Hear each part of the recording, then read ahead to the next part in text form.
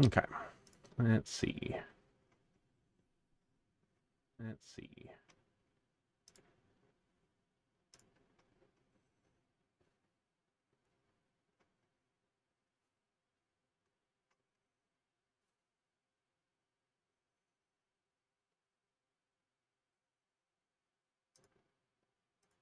Okay, this will be an interesting one.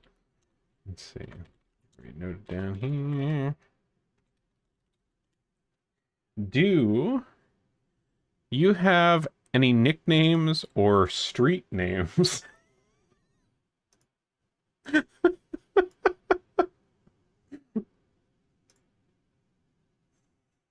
Now I'm really sad Grotus isn't here. Yeah, I think I'm gonna have to definitely note down. Let me note it down in the chat so we can ask Curtis.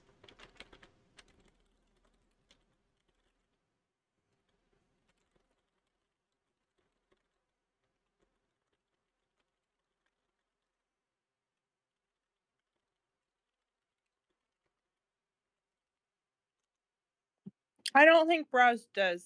I think she's like, I have a name, just use it. That's fair.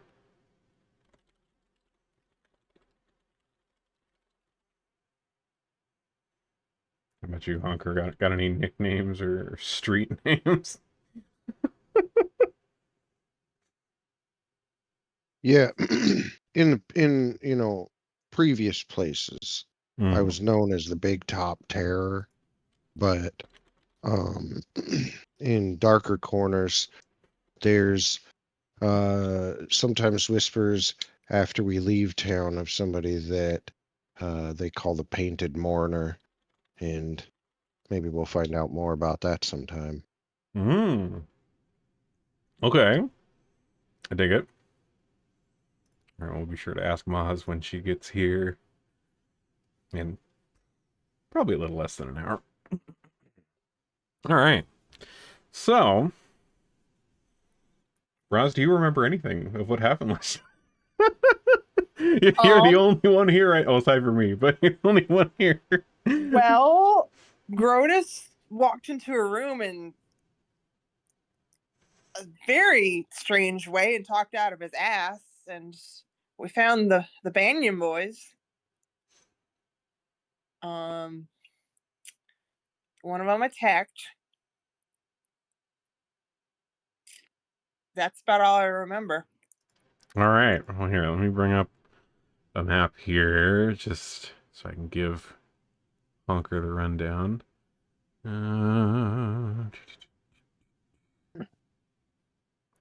See caves.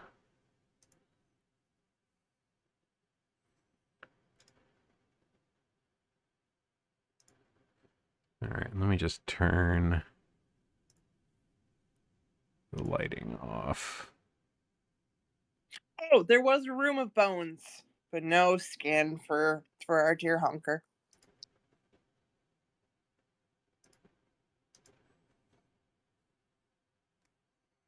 Okay, can you see the whole map? Yes. Yes. Okay, cool. All right. So, last time we left off, we were up in the northwestern room there, that kind of old church sort of room. We had that weird tripod eldritch horror thing that we fought. And we had also found some interesting things in this room. We had, let's see, where was it? Oh yeah, we had an interesting rapier that Maz currently has that we found tucked away in a hidden, well, not so hidden now because the wood had swollen and kind of busted the hidden door open, but it was in the podium there, and it was a rapier called Storm Flash that had a lot of interesting knock-on effects. So it had like a +2 rune in it. It does, on a critical, it does basically a chain lightning attack to 2 other nearby creatures of your choice. And when you're outside,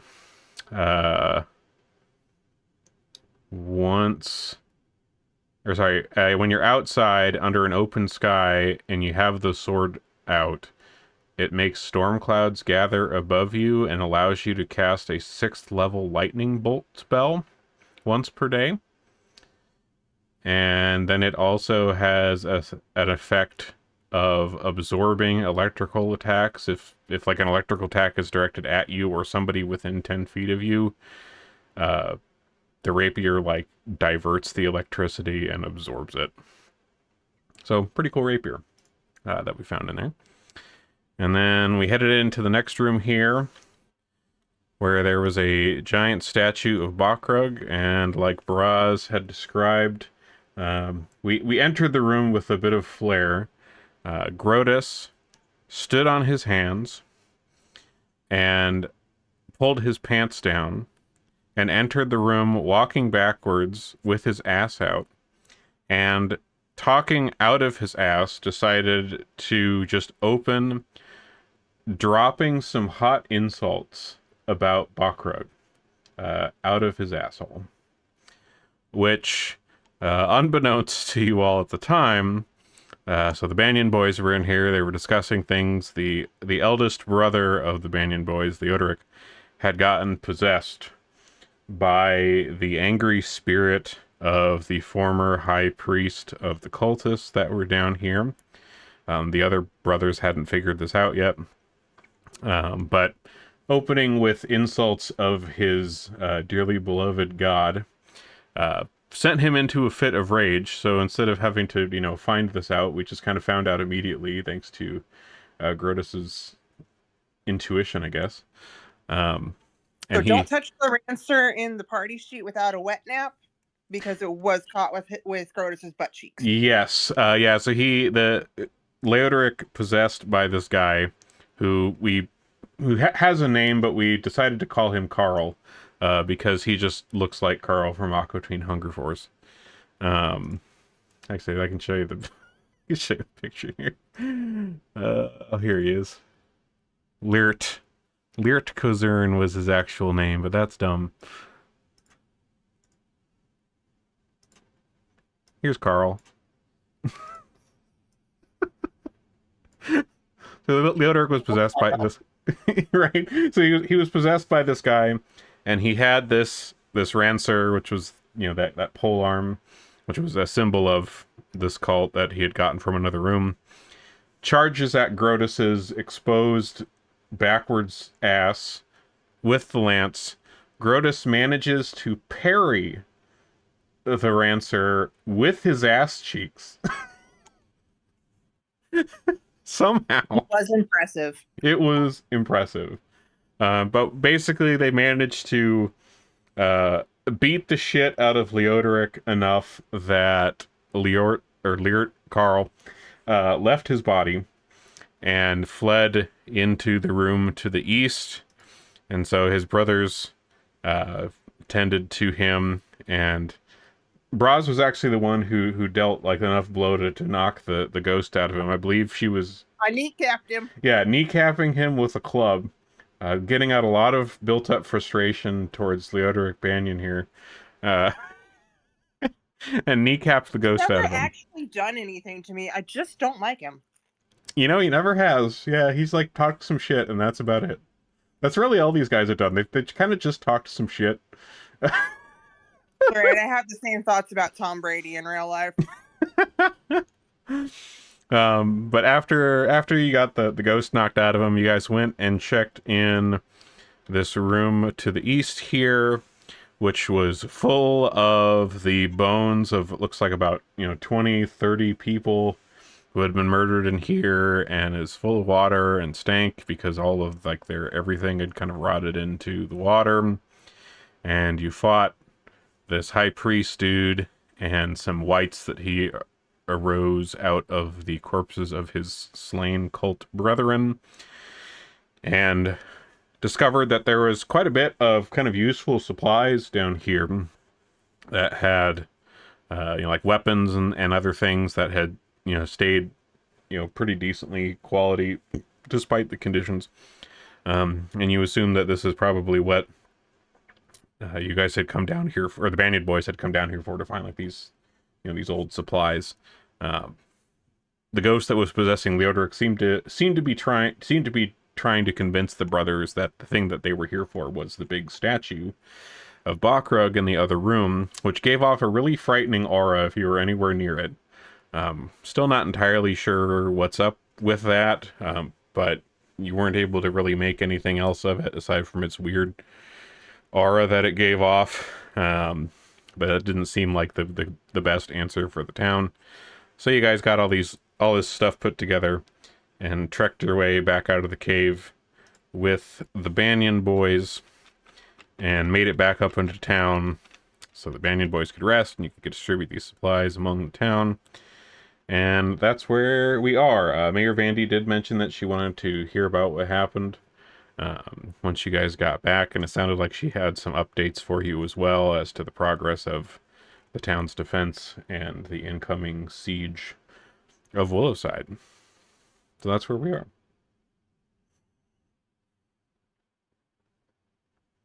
Cool. Yeah. So we're currently up in the town. Cool. You guys have rested up. And the Banyan boys were back. They came back to town. Yes, yeah. The Banyan boys came back with you. All three of them did survive. I mean, you guys did beat the shit out of Leodoric, but he's not dead. You got a ghost out of him, but you didn't kill him. So all three of them are still alive. The town that did boost the town's morale a bit, coming back with all three of them alive. So they were happy to see that. So that did bolster the town's defenses a little bit, having all three of their, who they consider their protectors, alive. So that's good. But otherwise, yeah, it seems like the town has been busy. Like they've also been continuing to, fortify and do the defense things while you guys were down mucking about in the caves. But yeah, it seems like things are getting serious outside of the town. You guys notice, one of the first things you notice when you guys are kind of coming back up through town and going and resting, the circus folks, like they've all packed up their stuff and like moved into the town. You see the carts at like various places just kind of parked along the streets, and especially the main square outside the city hall and the temple. There's a lot of the carts gathered there. You see the professor and some of the other folks. They see you return, and the professor kind of hails you and says, "Well, they told us we should move into the town. It's getting a little bit dicey outside the walls, and well, it wouldn't do good to have us all just out there like sitting ducks. I saw some strange things myself out there off in the woods. Some big lizard creatures. Feel a lot safer here in the center of town." Not too often you say that, huh? No, I mean, despite all the things we see here in the circus, we get our fair share of the strange and unusual, but these are certainly a little outside of my usual purview. Don't worry, everything's gonna be okay. Well, I sure hope so. I know the mayor was asking for you all. She said that you guys had gone on a little mission for her down into some caves to get some supplies for the town. Did you manage to get anything good? Yeah, fair share of good stuff. Yeah, found a bunch of. It's really hard to make fun of people without using gender-specific disparaging words sometimes. We found a bunch of good supplies, but also some dirty, rotten supplies too. Well, if they were caves to the sea, I'm sure the salty air had worn its time on some things down there. Well, we're glad to have you back at least. We've all been putting in as much help as we can with the town while you were away. So things are looking as well as they can for, being under or at risk of a impending siege. I mean, you can only do so much. But it seems like with the work we've all done and the work you've done, we should be able to hold for at least a little while.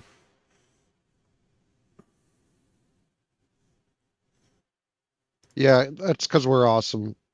Don't worry. You don't have to worry at all. In fact, you could probably go about your normal life because we're here. And I'm the best. And Braz over there is all right. So everything is going to be okay. We worship a rock. Do you want to see it? I would love to see this rock.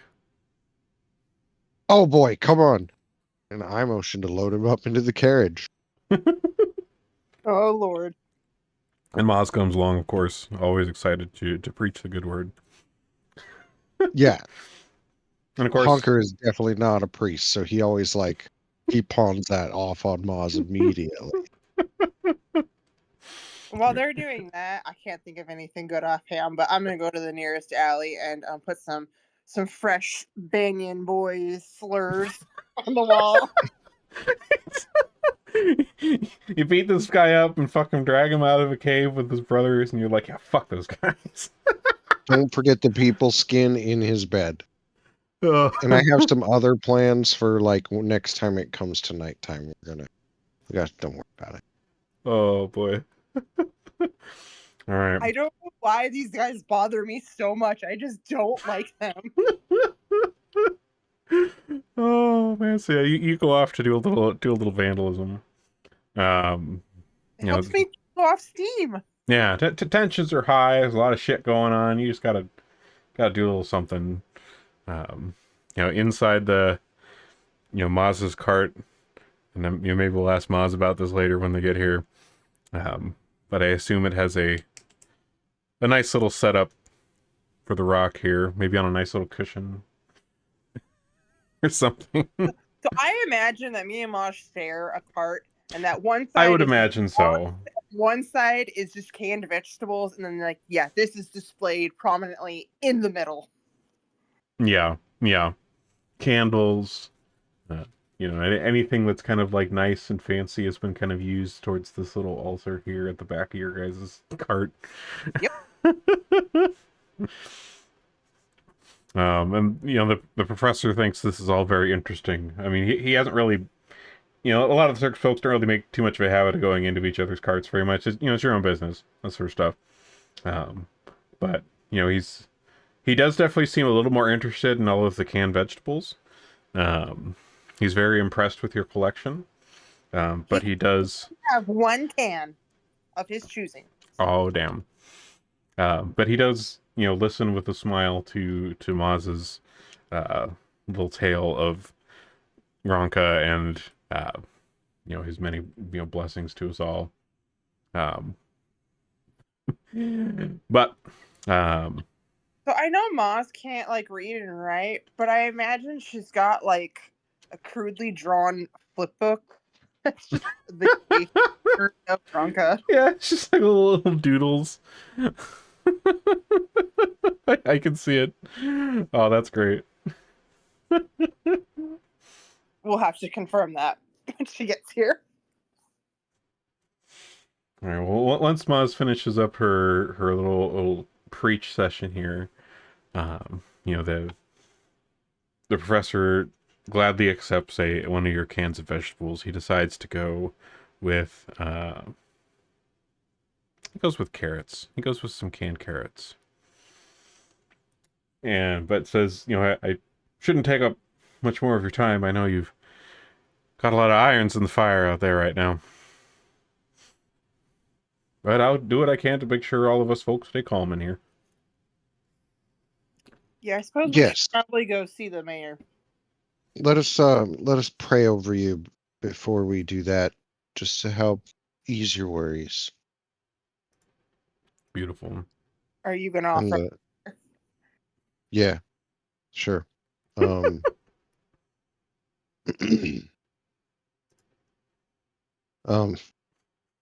Okay, so the whole entourage puts our hands on him, and then Honker will say, "The world shakes, but Gronka does not. The world changes, but Gronka remains. So shall we anchor ourselves to Gronka, and we will never drift into the void." And then I'll smack him with a rock or something, and Yeah, you gotta write that down. That was pretty good. Give me a performance check for that.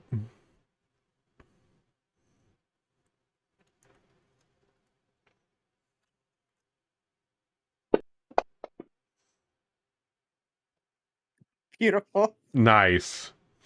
Well, the professor feels inspired by your words of prayer and your devotion, um, and he leaves you all with a beaming smile. I'd say we probably all feel pretty comforted and inspired by that. Yeah, yeah, that would definitely be like some inspire courage right there.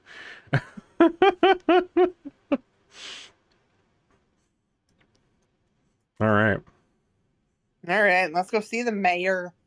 Oh, lame. Yeah, I want to blow some shit up. Well, I will tell you right now, there's going to be a lot of shit to blow up.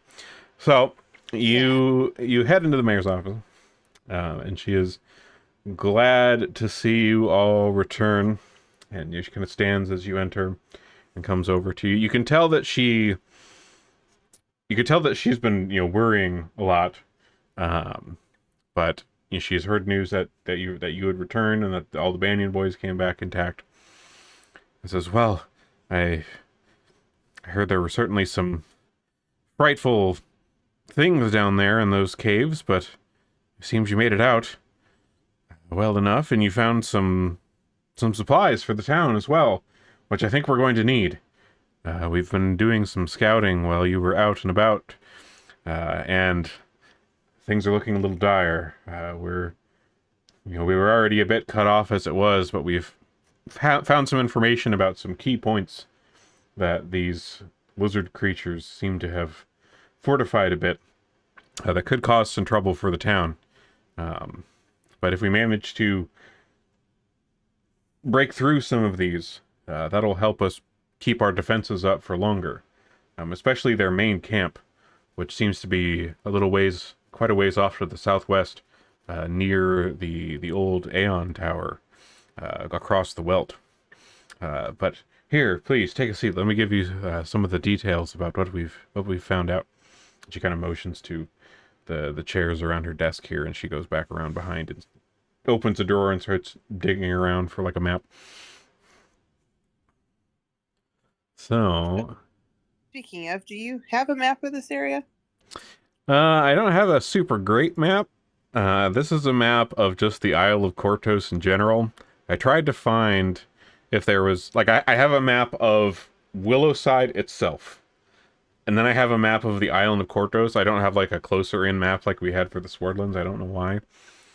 And I tried to find one online too, and I couldn't find any at all. So this is as zoomed out but zoomed in as we get.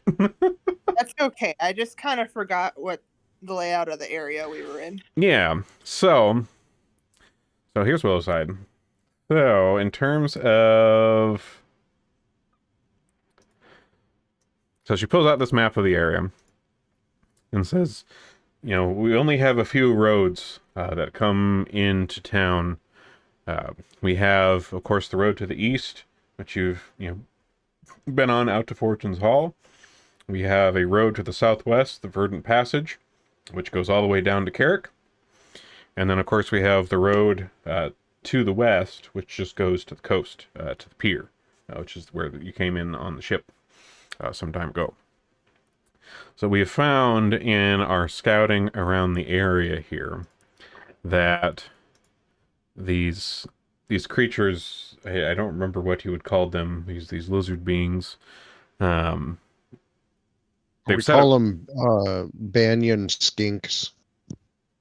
Banyan skinks. Interesting. Yeah. Well, these Banyan skinks, as it were, they've set up a few key locations around that I feel are going to cause a bit of trouble for the town. So these spots are,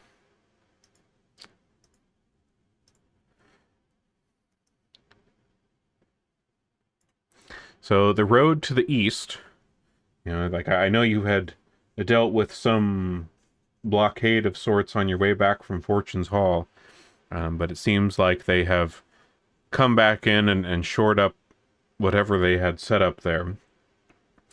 The road to the Verdant Passage also has some barricades set up on it.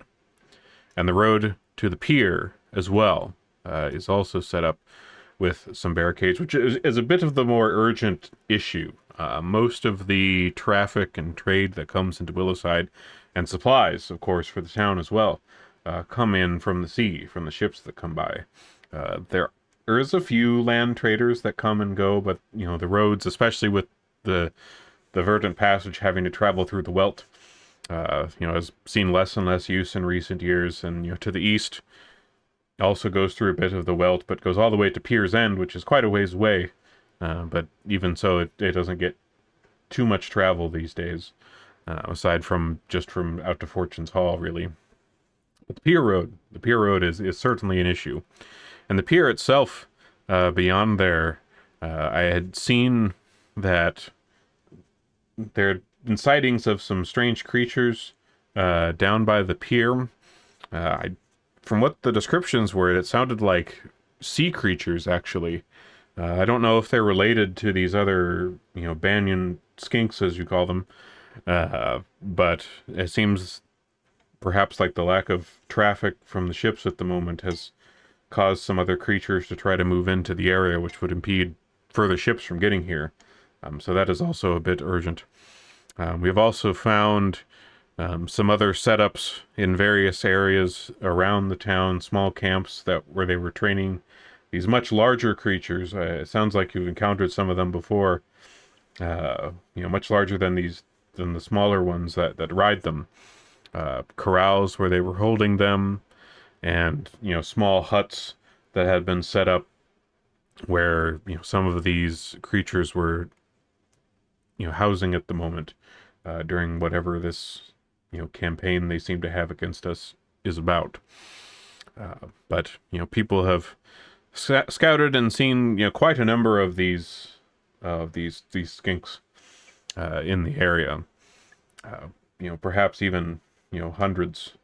It's looking a bit serious. And of course, their main camp is quite a ways to the southwest by the Aeon Tower. They seem to have set up an array of camps there. And the last scout that we had that went out to that way said it seemed like they were constructing something. Can't really say as to what. Seemed like it was merely the beginnings of a frame at the time that they were there. But that seems to be the main base of operations out there by the Stone Tower, which, I assume if we're able to break through to that, that might break the whole siege entirely, but it's going to get difficult for all of us here in town to keep the defenses up if all of these other impeding issues continue to persist. We only have so many resources and so much defenses in the town, and each day that passes is a little bit closer to, dare I say it, our destruction, which I would very much like to avoid if possible. Most of these hot spots that we've found are not too far away from the town. Most are about within an hour. But the Aeon Tower is a day's journey to the southwest. It's a bit of a ways away.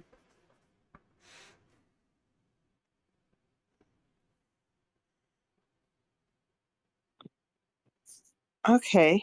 Well, I think, yeah, we definitely need to prioritize the pier and want to make sure supplies can get in. So, of course, with all of this going on, we're going to be doing the best that we can with the town, but, you have proven yourselves to be, more than mere entertainment folk. You've warmed our hearts, and you've kept us safe with the things that you've done around the area, and I am truly grateful. If we save the town, would you consider making an award for us? Like something simple, like just a small wooden plaque, maybe? Of course. If we manage to get through this alive and the town's still standing, your help has been immeasurable in many different ways to this.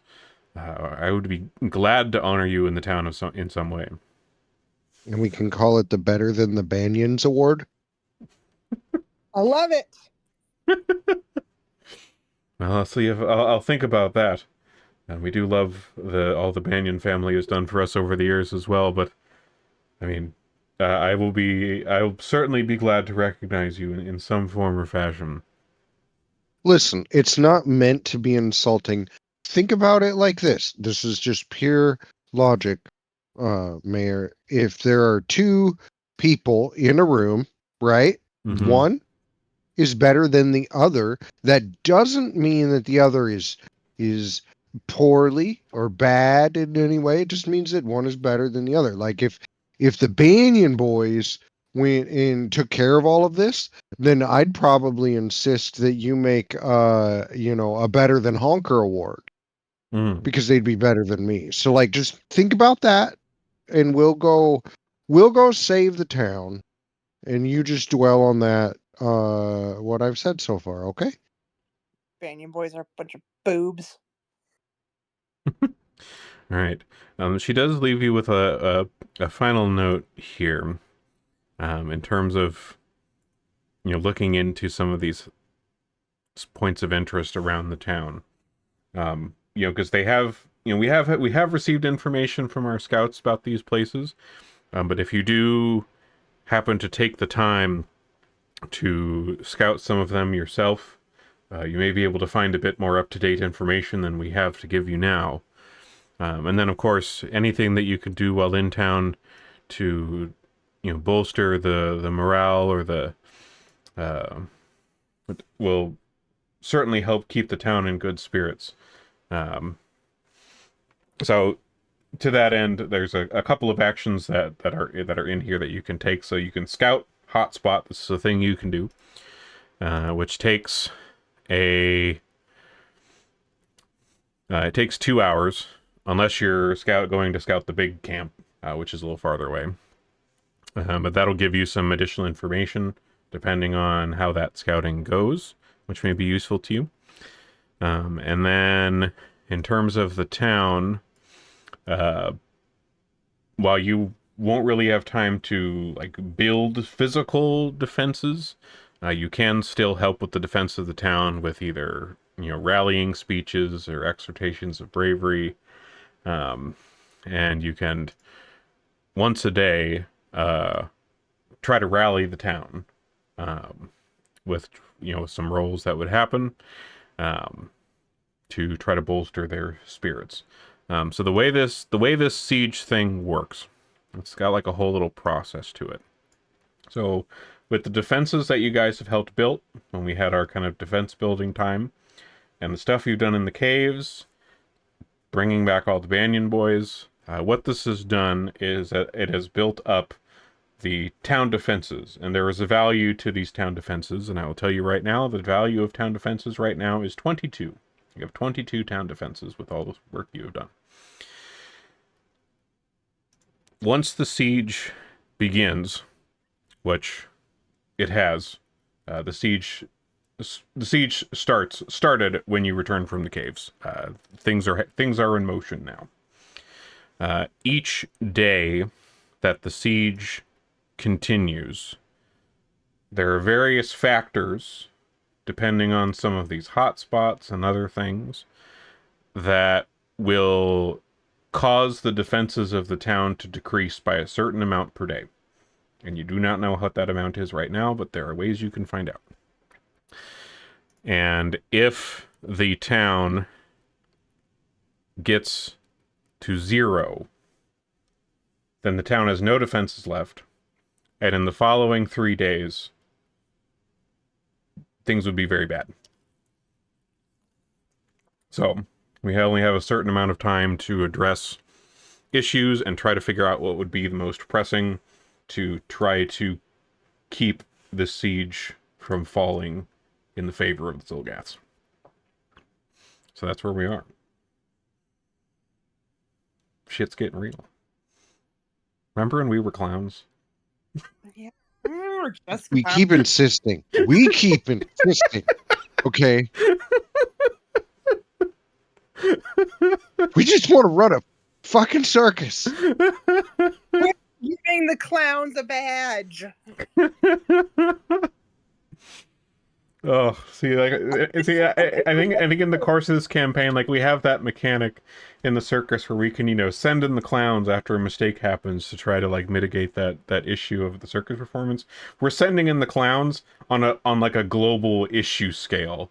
Yeah. Problems have occurred. The clowns are being sent in to try to mitigate this problem. That's what's happening.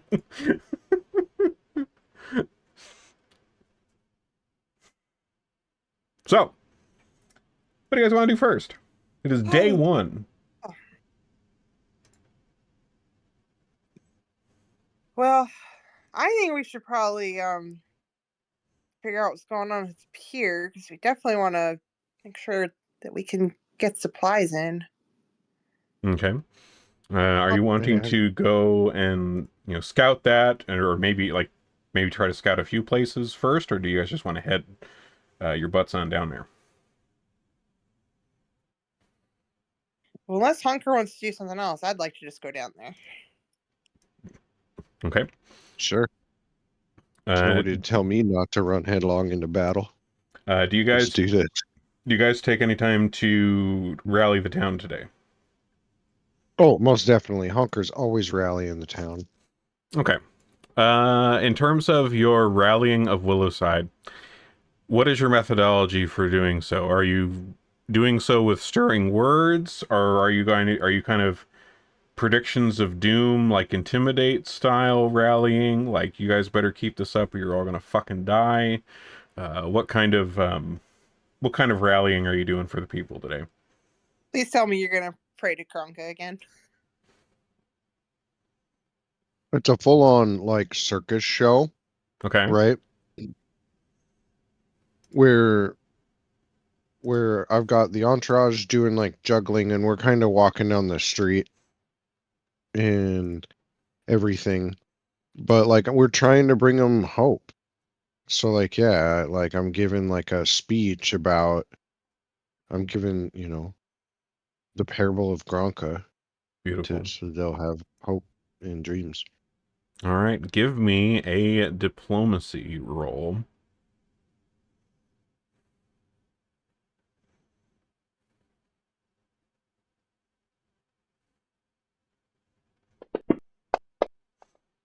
Did they change the size of the dice? That Yes, and D20 it's is like fucking annoying. huge. It Are, did it when Here's I the thing. rolled 100 too. I don't like it. are they all this huge? Oh, they Folks, are. my D20 is huge. I don't know about Shut yours. up. Yours is this is average. That's okay. Mine freaking All right. So, with your diplomacy roll there, that is just a regular failure. So nothing occurs. You don't bolster the mood much, but you don't sour the mood. It's just mood. You said some words. Words were said, um, but it wasn't the most inspiring today, unfortunately. So the town defenses are still at 22 for the moment. And you said you guys weren't doing any scouting. You were just gonna head on right out into some shit, right? we're gonna go, yeah, like people are affecting the town and obviously the Banyan bitches are not able to step up, so we're Dang doing it, it. bitches, that's the best. We graffiti on the way, like the entourage, like saw what Braz was doing, and Honker has armed them all with little charcoal pens. And so as we're heading towards this location, they're graffitiing about the Banyan boys. Now, is it in like childlike font or do they like full on calligraphy this shit? This is Honker. It's Comic Sans. Even better.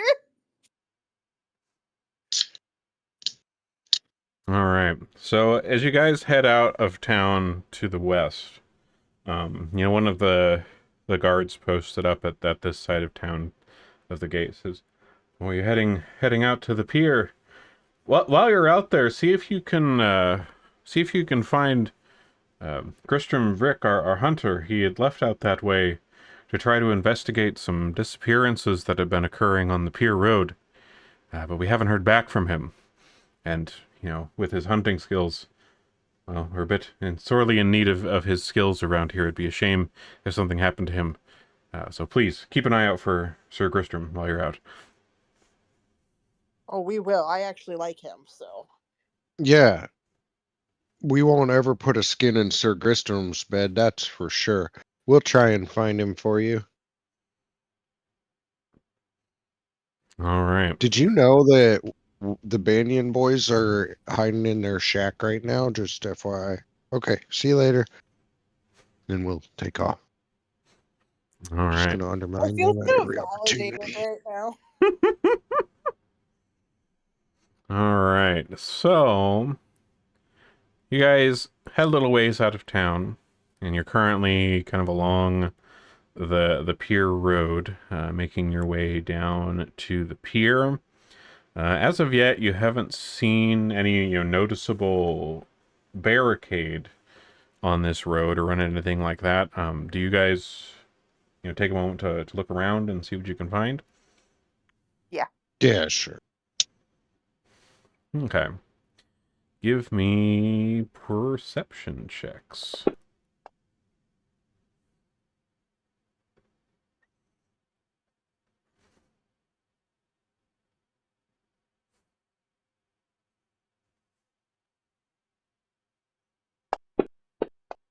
There it goes. All right.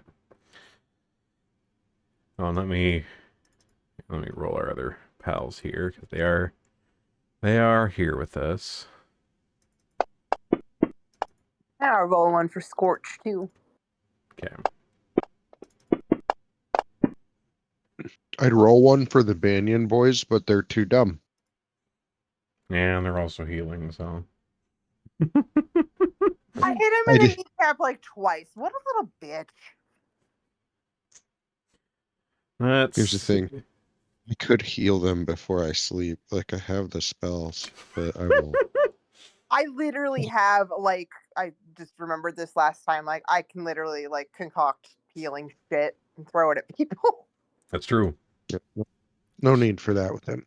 Yeah. Let him Oh, in character. All right, so what do we see?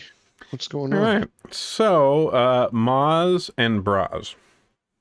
So the two of you, just kind of looking around the area here, you kind of recognize where you are right now.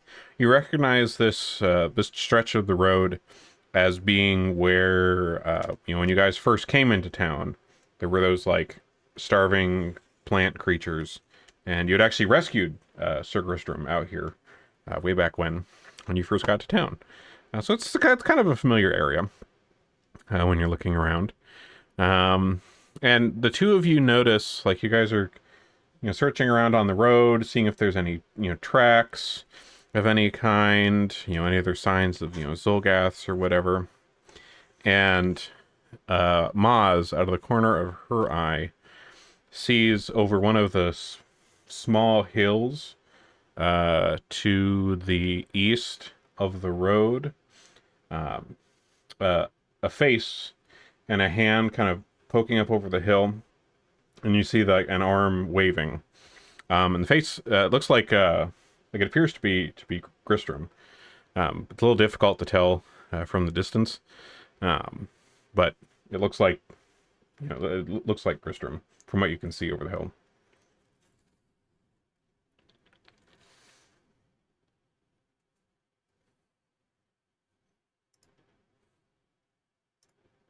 okay. Well, I guess let's go over to him. Okay, so you guys head over that way.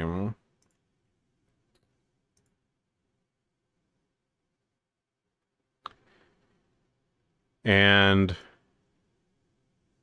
as you kind of climb up the hill, and Maz, Braz, you guys are kind of leading the way here, since you'd noticed first.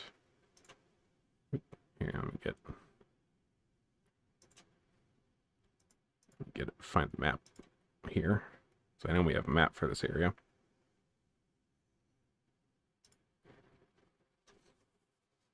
Here we go. Oh, let me get you guys on the map. That would help. Raz.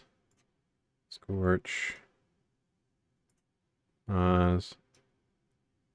Hunker. Grotus. There we go. All right. So you guys get up to the top of this hill where you had seen, Gristrom waving over to you.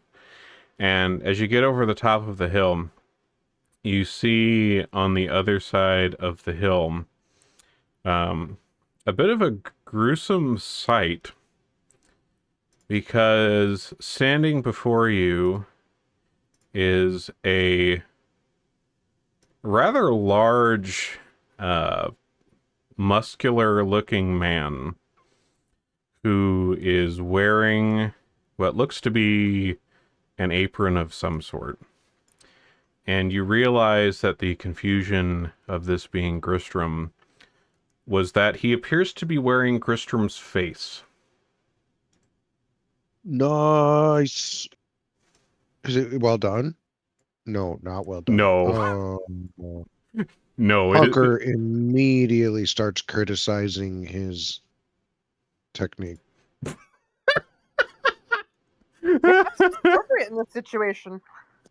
Like, I pull out that other circus chick's face and I put it on before I go farther so that he didn't see.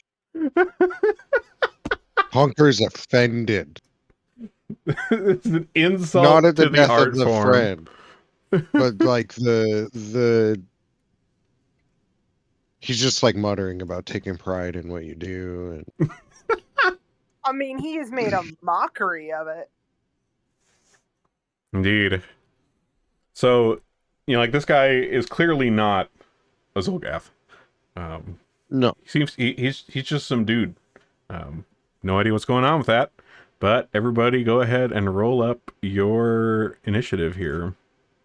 the Zolgaths are the Banyan skinks, right? Yes. Yeah, Yep. the Zolgaths are what the lizard dudes that we keep running into are called. No. We've called them that the entire time. Yeah, I was just gonna say it'd be really funny if, like, this whole time we were just like, let's just call them the Banyan skinks, like, months ago, and then we get here and it's just I conveniently. think that should be canon. All right, let me roll up our other guys here. There, Maz. Maz should be here pretty soon. Have you thought about telling her to hurry? And then if she gets mad, tell her specifically these words. Calm down. I'm sure that will go great. It does. Okay. So, we start off with this guy. The Vanish Man. Great name. So, this big chunky guy who is, also holding a cleaver, like, just straight up looks like some butcher guy. He strides up the hill in your direction, heading towards Maz here. And let's see. I gotta roll a save on Maz here.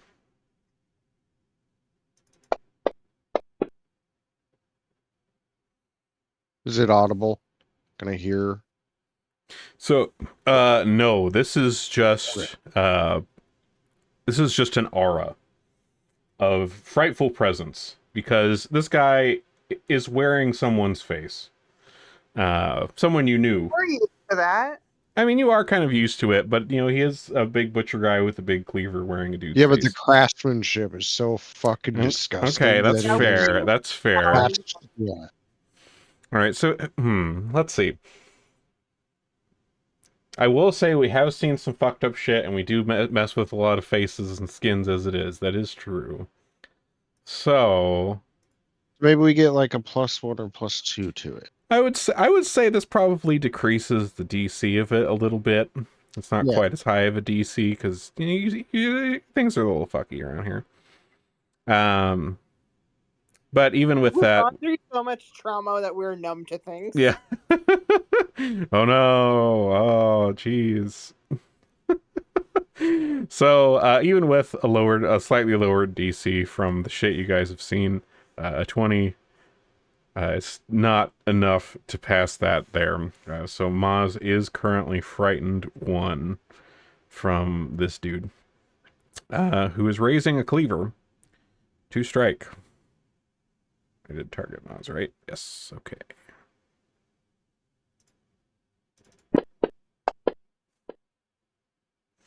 And hits.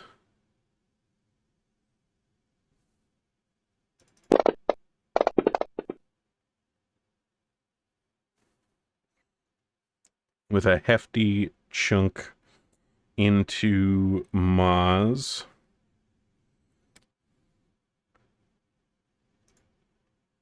Which brings us to Braz. Okay.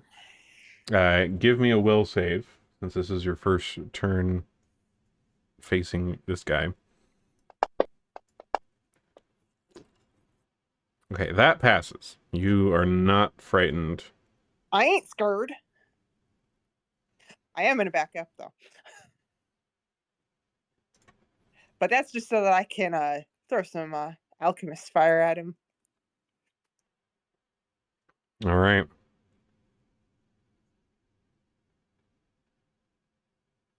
Unfortunately, because I moved, I only get to throw 1. All right. That misses entirely. Splashing across the kind of dusty dirt of the pier road. Hill here. Oh wait, do they still get splashed if I critical miss? I think it did. Let's see. Alchemist. Well, I already hit it, so if not, take that back.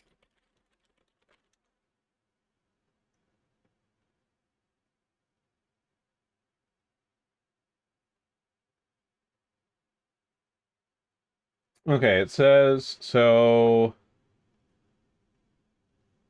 if you miss, then the target and the creatures within 5 feet of it take splash damage. And if you critically fail, nobody takes nothing. It's completely whiffed. Okay, you'll have to put that 7 back on him then. Alright, fixed it. Alrighty. That's unfortunately my turn. I don't get to throw 2 because I moved. Alright. Scorch is up. Go ahead and roll will save on Scorch.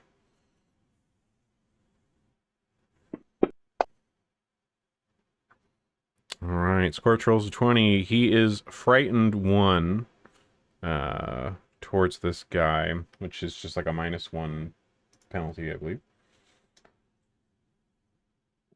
He is gonna run around behind him. He's gonna bite him in the butt. Alrighty. Bites ahoy.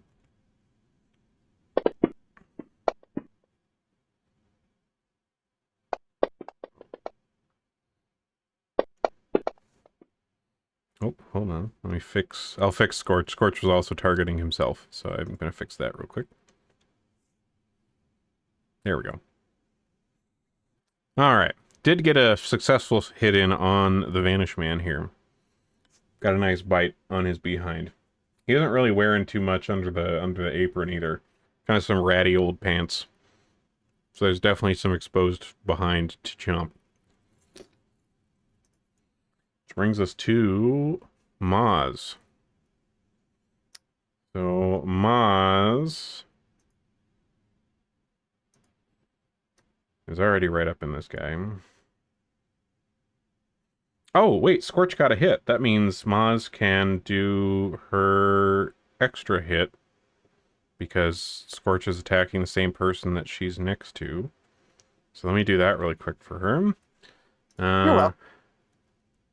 So that is just, I believe, a regular attack.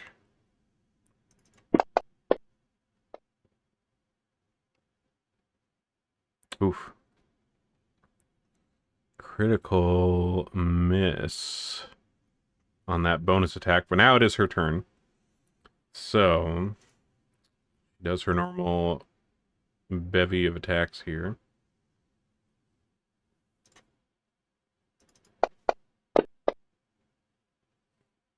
a hit.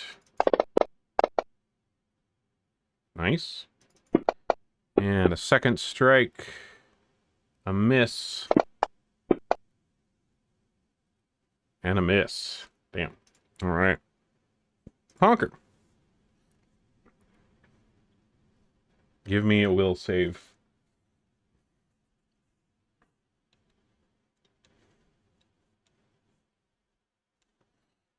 If you somehow critically fail this, I'm going to assume it's because of just total offensiveness over the lack of respect for the art. Right.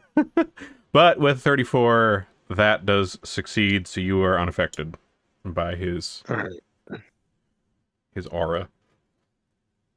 So I'm gonna try this thing, which I've never done before, but it seems like it might be good. So it's my no cause for alarm feat. So I attempt to reduce panic, attempt a diplomacy check, but I Okay. can use performance. Compared to the will DC of creatures in a 10-foot emanation around you. So It's like everybody but Scorch. yeah, okay, cool. And then I guess if my check beats their will DC, it's a success, it reduces their frightened value by 1, and if it's a critical success, it reduces their frightened value by 2. Okay.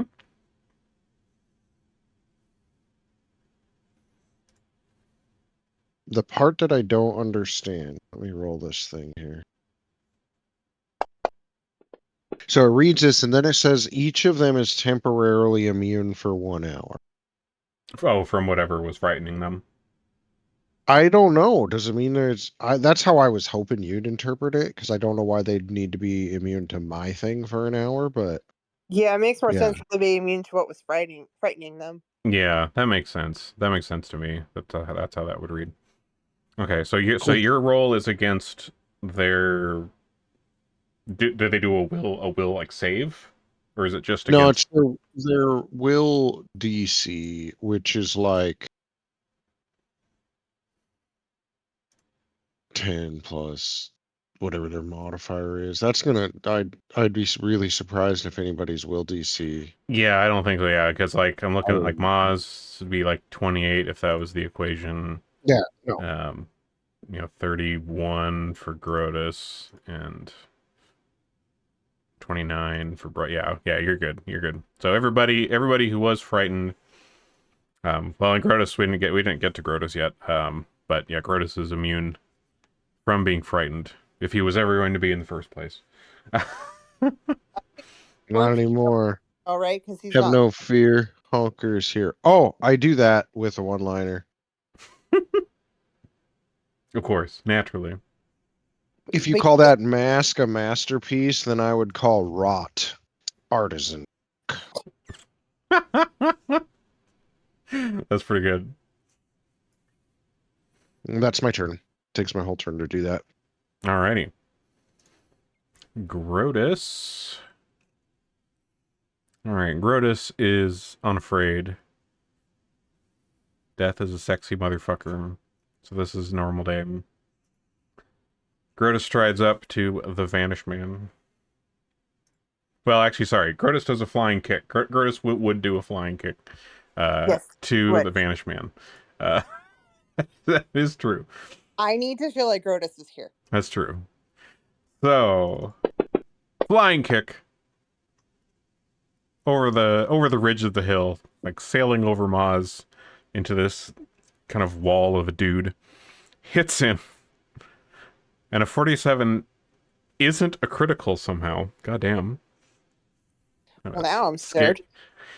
Well, I mean, you were getting like some of the misses that happened before were like critical misses on like a 29 attack roll. Whew. But this does manage to hit. So, all right. Right into the borrowed face of Gristrom on this guy. Giving him a good one across the cheek. And Grotus lands and brings up the fists. So, stumbling strike onto this guy with another hit. And the Vanish Man is going to roll his Fortitude for the stun. Rolls a 45. He's good. And I believe Grotus also does his little off-guard feint thing. And rolls a... I believe it's a... Deception? Yeah, Deception.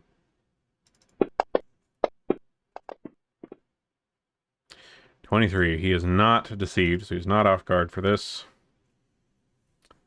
And... last strike.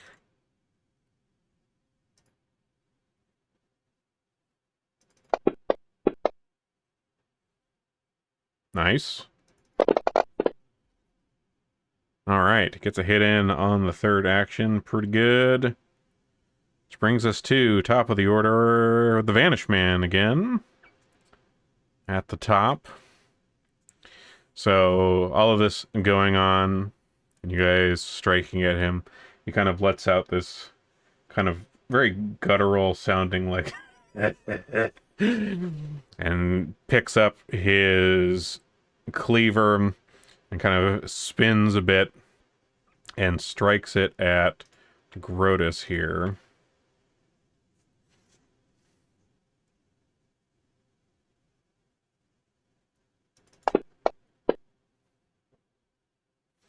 Ooh. No! Oh, that's a lot of big dice. Woo! Oh, that was at Maz. Oh, shit. Hold on. Let me fix that. That was to the wrong person. I thought I... Your attack was at Maz too, so double check that against... Yep, yeah. I had clicked on her, but it had not deselected her. I thought it did. I don't have ever seen that much damage in a single roll. Uh-oh. Uh-oh. Alright, so... The tarantula got out. Fuck. Oh. Well, go ahead and take care of that. Riz just walked in the door, so I'm going to let her get down here. So feel free to go take care of that if you need to. Yeah, I'll be back. You're good. Quick has to go capture a tarantula that escaped. What? Quick has to capture a tarantula that escaped right now, so you're good. So go ahead and take a moment. Alright, meanwhile, let me fix this here. So 27. Okay. That's fixed. Okay, so he's targeting Grotus. He does a smack. Regular hit on Grotus. Regular smack. There's still 3 big chunky dice. That looks a lot less concerning to me, though. True, yeah, even though he did almost roll max damage. 11, a 12, and a 10 on 3d12s.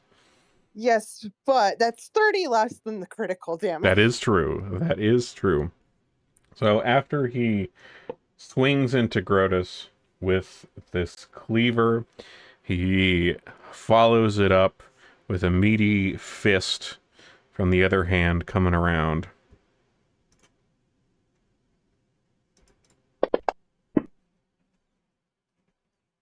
Hits.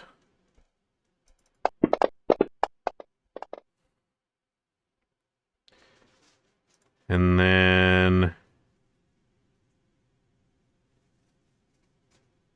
let's see here. One last strike with the cleaver. A miss. Hello, Maz. Did it start pouring out there? Started pouring on my drive home, and then I thought it was letting up, and then I parked the car, and it just jumped. Okay. Sarah! Get Are out! these both the same? Yeah, I got both this chicken. Okay. And then a burrito, and then a tuna chicken burrito. Oh shit, they included a lot of napkins. Aw, there's my sister using profanity. That's the cantina. This one is mine. Oh, here's your for your container. That I always use. Yeah, no reason either. Okay. Right. God, my crotch Getting is really some random snippets of what's going on with this tarantula hunt. I Ooh. assume we're still kind of waiting on Quick. Yeah, Quick is still tarantula wrangling, so you're good. Take a moment. It's okay. Yeah, Quick it's has really involved good. my sister now. I think it's my favorite of the Mountain Dews now. Yeah, this is pretty interesting. Moog, is that the like newest the Baja tartness. Blast? That is the new. That is the Baja Blast Midnight that just came out yesterday. Mm-hmm. Okay, tell me about it. Well, so it's the Baja Blast flavor, but also with passion fruit. Ooh. Yeah, and it's and it's purple. Oh, all right. I Also, may there have is to go to cocoa. Taco Bell tomorrow. They also brought I back. They also can't- brought back the cheesy street chalupas. Noise. Yeah. Oh, that does remind me. I'll wait to tell this until Quick gets back because he'll probably find this amusing. Have you heard of the Mountain Dew release conspiracy theory? Oh, God. No, but you have my full attention. I still think that is so ridiculous. Oh, it is so ridiculous, but it's so. Oh my God! I can find random things that correlate with each other. oh, absolutely, it's total nonsense, but like it is really funny. Because TikTok will eat it up. Well, this isn't even from TikTok. This has been a thing for Well, I know a while, I guess. TikTok would eat it up. Oh, yeah, absolutely. Hi, Riz. Hello, my gays and theys and thems Oh. and hims. So, Riz, we have a question of the day for you while we're waiting for Quick. Mm-hmm. Does Moz have any nicknames or street names? Well, it's hard to make a nickname out of Moz Fair. because it is already one syllable. Also fair. But I feel like when she was living on the street trying to make ends meet for her and Braz, because I saw your note for Grotus, so I was thinking about it while I was cleaning at work. I think her street name would have been Onyx. That's good. Spelled like the mineral? Yeah. Onyx. Of course, like the mineral. Who do Hello? you think She is. Cool. I'm hearing a lot of F-bombs. I'm thinking the tarantula hunt is not going well. I can't hear bookworm. Hold on. Let me check my settings. I can hear you.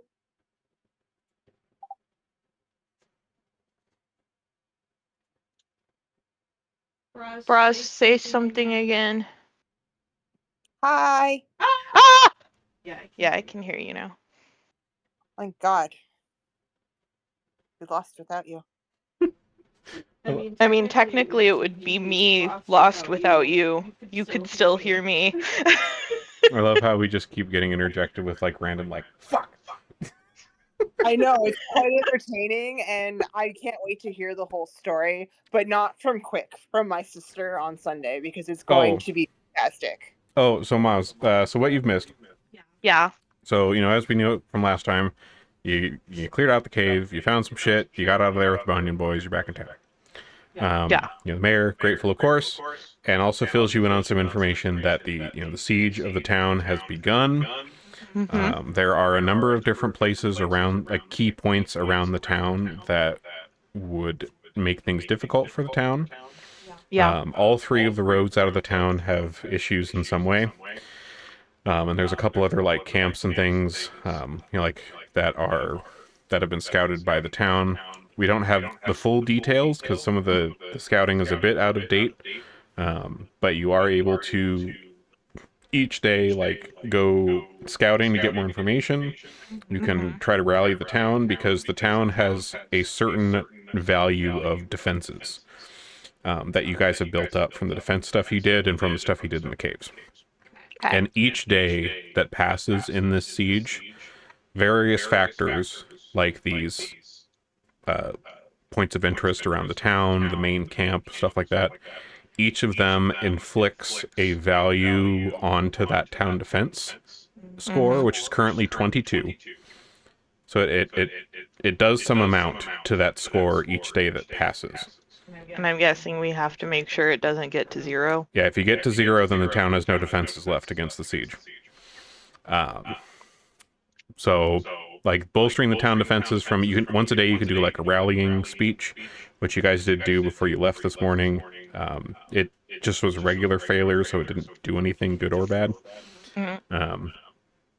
But you guys decided to head to the pier road because the mayor had mentioned that that was usually the main thoroughfare for things anyways that came by ships. Okay. So while the other roads are blocked off and there's other issues, she did mention that one first because if the ships can't get here, that was usually the way most things came. And you guys had found out on your way out of the gate, one of the guards at the gate had mentioned that Gristram's Rick, the hunter guy, had gone out that way because there'd been talk about disappearances along the pier road. And so he had gone out there to check, but hadn't been heard back from. And the guard said to keep an eye out for Gristram. Yeah. And so you guys went down the pier road, ended up coincidentally around the space where you initially rescued Gristram when you guys first came to town. And you and Braz, when looking around, saw what looked like him like poking his head up over the hill to the east and waving to get your attention. And you guys went over there and found out it was a big fucking butcher guy wearing Gristram's face. Oh! But he did not do a good job cutting it off. So, Honker is thoroughly offended. are you saying that there's still a chance that the hunter is alive? Just with no face. Hard to say. I mean, you see the guy. He's called the Vanish Man. And he has a fucking cleaver. He didn't introduce himself. That's true. You do not know that in character, but he is called the Vanish Man. And he does have a big fucking cleaver, which is very bloodstained. So hopes are not good in Gristram's favor. I'm just saying, I've learned from I'm Honker that it is possible to steal a face without killing the target. He's just never done it himself. I will say that they did successfully argue because this guy has like a frightful aura because, you know, look at the guy. The DC to pass for his frightful aura was reduced due to the fact of the shit that you guys have seen Honker do, who also happens to have a face in his pocket, which he has already put on at the start of the battle because he was offended by the lack of artistry on the part of the Vanish Man and decided to show him some real professional work and brought out the face of that circus gal you guys killed off a while ago. So that's where we are. We lost Quick, by the way. Oh. I imagine the tarantula hunt has gotten intense. Oh, also at the beginning, Maz, we went into our circus cart, yours and mine. Oh yeah. Fest or something. Tell her about that. Yeah. Okay. So when you guys first got back into town, like the circus folk and their carts had all been kind of brought into town because having you guys sitting ducks outside the walls would be kind of mean. Yeah. So you guys run into the professor, and Honker, being the good PR person for the cult he is, he's the social media manager for Gronka Cult. And he talks to the professor and asks if he wants to hear about a cool rock. And it is Ronka, but I just haven't had the heart to correct Quick. Oh, that's true. Yeah, it's Ronka. There's not no Ronka. G. That's in character. But the professor does agree to see this cool rock that Honker was talking about, and we go back to you and Braz's cart, which we pictured, and we'll let you describe this in more detail. We pictured that, you know, you and Braz share a cart. Braz's half of the cart is full of canned vegetables. Your half is whatever you're going to tell us right now. We figure there was like an altar at the back of the cart right in the middle where you have like Ronka on like a nice little pillow or something. Tell us how that looks. How is your Ronka altar? My side of the cart or just the altar? I want both. You can tell us all of it. What's on your side of the cart, and how did you set up your holy little altar there? So I imagine Maz's side of the cart a bit like a little dragon nest. Like, she has her bed, which is like a mat and a bunch of blankets and all of those pillows just into a pile that she sleeps on. And then she has like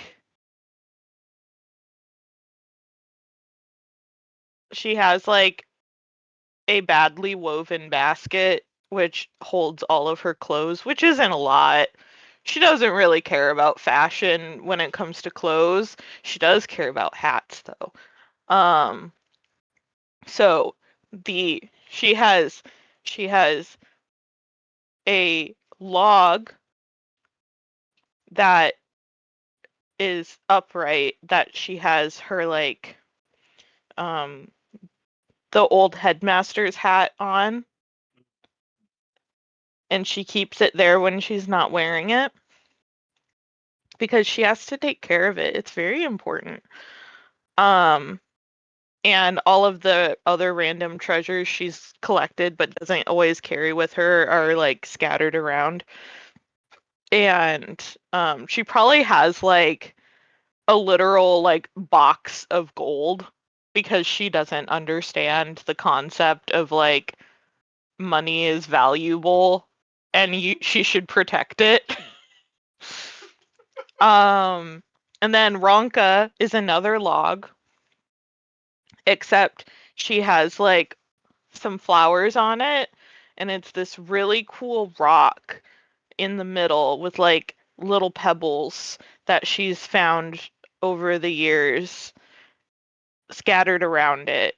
And like there's a nice little like handkerchief that she probably stole from a noble person, like a silk handkerchief that the rock sits on. And like there's like some candles because she's been in churches and they use candles, so of course she's gonna use candles. Yeah. And Okay, you were not far off then. and that's her altar. Now, I also, Maz thought, okay, because Maz can't like read and write, right? Oh yeah. Yeah. Okay, so I imagine you have a little, like Word of Ronka Bible that's just like a flip book of illustrations you've done. Yeah. It's just scribbles and pictures and like some pressed flowers and leaves. I'm glad that we understand the cult so well and then pretty much got all of this correct. Yeah, It's a word of mouth cult, okay? I mean religion. It's a religion. Mm-hmm. Look, some of the, better kept histories of people are just mouth to mouth. That's true. Oh, and I will say, Honker did ask if the professor wanted a blessing at the end of it, and which involved Honker and all of his entourage surrounding him and like putting their hands on him. And then It's better. Quick said this little. I hope Quick has it written down somewhere. What he said, but he. Well, I mean, it's recorded. Oh, that's true. It is recorded. I can go back and find out. Thank goodness. Hi, Twitch, by the way. That's right, you are there. So he said this really lovely little prayer thing for Ronka, and it was fucking great. And then he rolled like a 47 on the performance check for it. It was glorious. I'll have to go find it then. Didn't he also like throw a rock at him at the end? Oh yeah. Hands on the guy. Says his whole little prayer, and at the end of it, smacks him with a rock. That sounds about right. Yep. I'm loving this religion.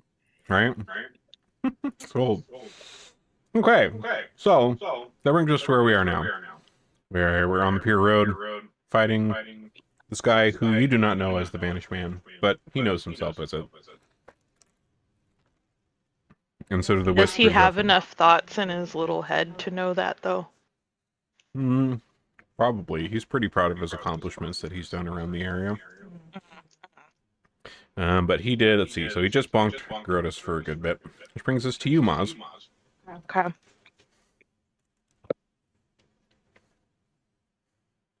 Don't forget you have that cool rapier now. That's true. And we are out in the open. You do notice clouds gathering above you, if you so desire. Hey, I'm gonna try and stab him. There's a lot to stab. Very nice. Go ahead and roll them up. These giant dice are driving me nuts. Yeah, they're a little jarring. Just very in your face. I'm gonna have to look up if they actually here. Let me check right now in the settings if there's like a. It's okay. I'm just gonna keep rolling. Yep, keep doing what you're doing. Nope. Okay. It's my turn. Like, if they did, like, why do they always gotta make updates that I don't need? Like, giant-ass dice. Yeah, you would think that would just be like an option. An option I don't want. Let's see. Chat color. Oh wait! You can click the dice in your toolbar. In your toolbar? Over on the right. Oh, on the top right. Yeah, click dice, and then it's the roll percentage. That's like the rolled dice scale. Yeah, it's at 200%. Okay, I'm just gonna roll random dice to see how much this. Okay, if you put it at 100, it's normal size. I'm 100%. curious now what 240% looks. Oh, that's huge. Jesus. Because it looks like 240 is the max. Alright, I'm going to turn it down to... I'll do 120. I did 120. I'll go along with the group here. Do a 120.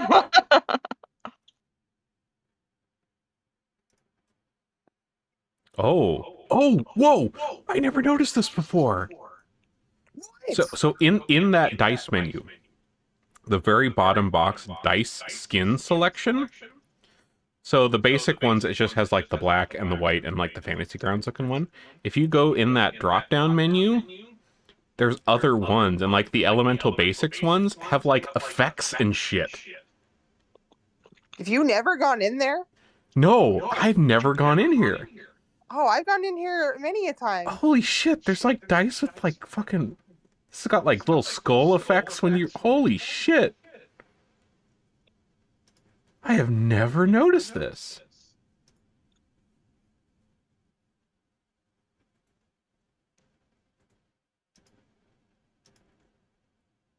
There seems to be a lot more than the last time I actually looked through here, though. Yeah, look, there's a lot of them that look like they are actually like from the Fantasy Grounds marketplace. So like I'd have to go like get them on there to have them. Lame. But there's also quite a few of them that are... It's like included. Looks like the first few ones in the list. Specifically the looks like the Elemental looks like it's just the Elemental Basics one. But product tie-ins. No, okay, it's literally just the ones in the Elemental Basics, it looks like, that we have for now. Oh my god. Oh, I guess I did already change it at some point. My color was already the Elemental Basics Arcane, that purple. But I'd never noticed these like effect ones before. Oh, I'm gonna do the Earth ones with the green. That looks cool as fuck. Roll on up for us. Well, since Quick is still gone, I'm gonna go check on Kina's cats. She just wants me to make sure that they're doing okay. Yeah.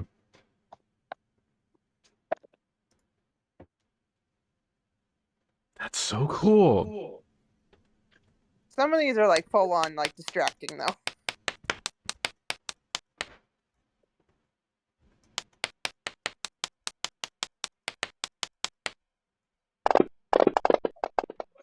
Ooh. It's like a Disney villain was coming at me.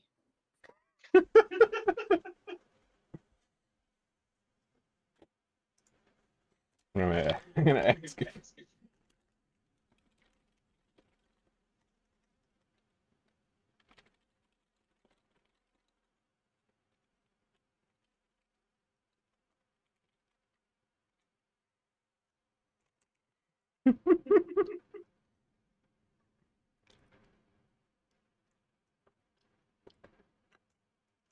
I really want to know which one of their tarantulas got out. I think you did say it, but I can't remember what their names are right now. Well, between Quick and my sister, there's a lot of fucking spiders.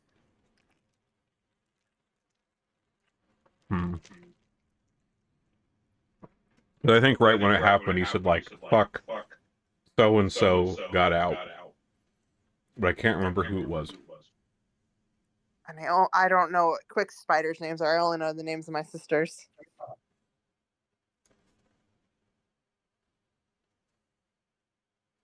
Which my sister does have a poisonous one, so. Oh.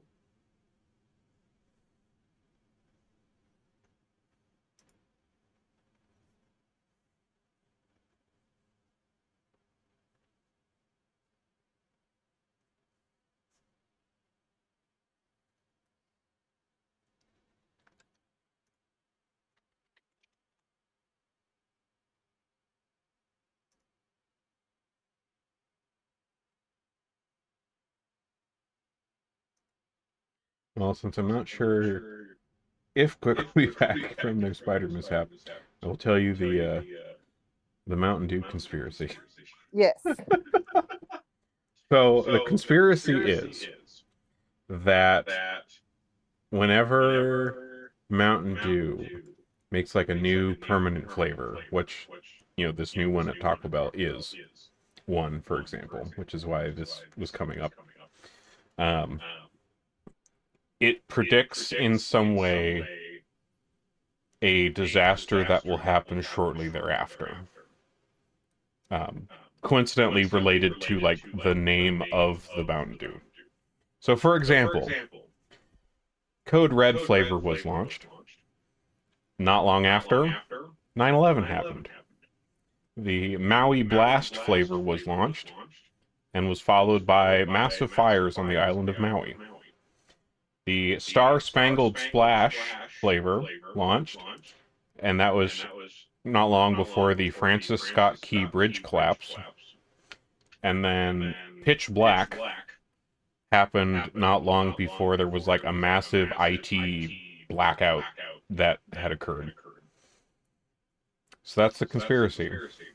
So now we have this new one called Baja Blast Midnight. And, Oh, you boy. know, people are commenting, you know, keep an eye on California.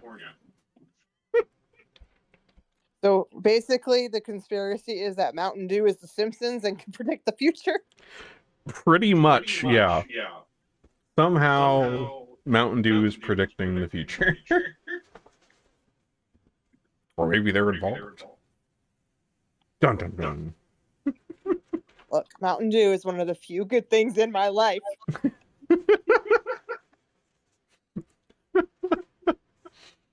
Okay.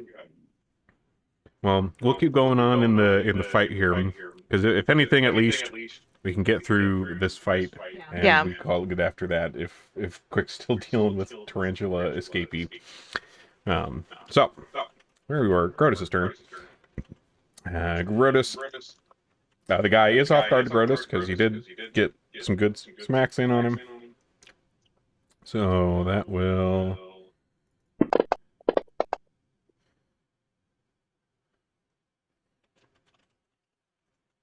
Grotus, what are you targeting? Oh. Himself. That's why. And Maz. Oh, and Maz. Here we go. Okay, he did hit on the Vanished Man.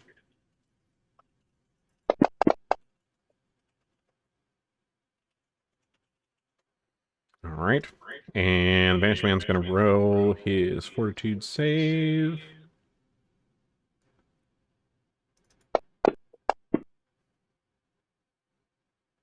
A 47. Definitely does not get stunned. But Grotus continues with the punching. With a miss. Grotus punch. Grotus miss. Which brings us to Scorch. Who's behind this guy's portly butt? Hey, And he's gonna bite it again. wait! Wait! What? Oh, yes. What? Oh, that's right. It is. I backstab. You backstab. That is correct. This is a new turn, so you do have a backstab opportunity. Go ahead and roll them up.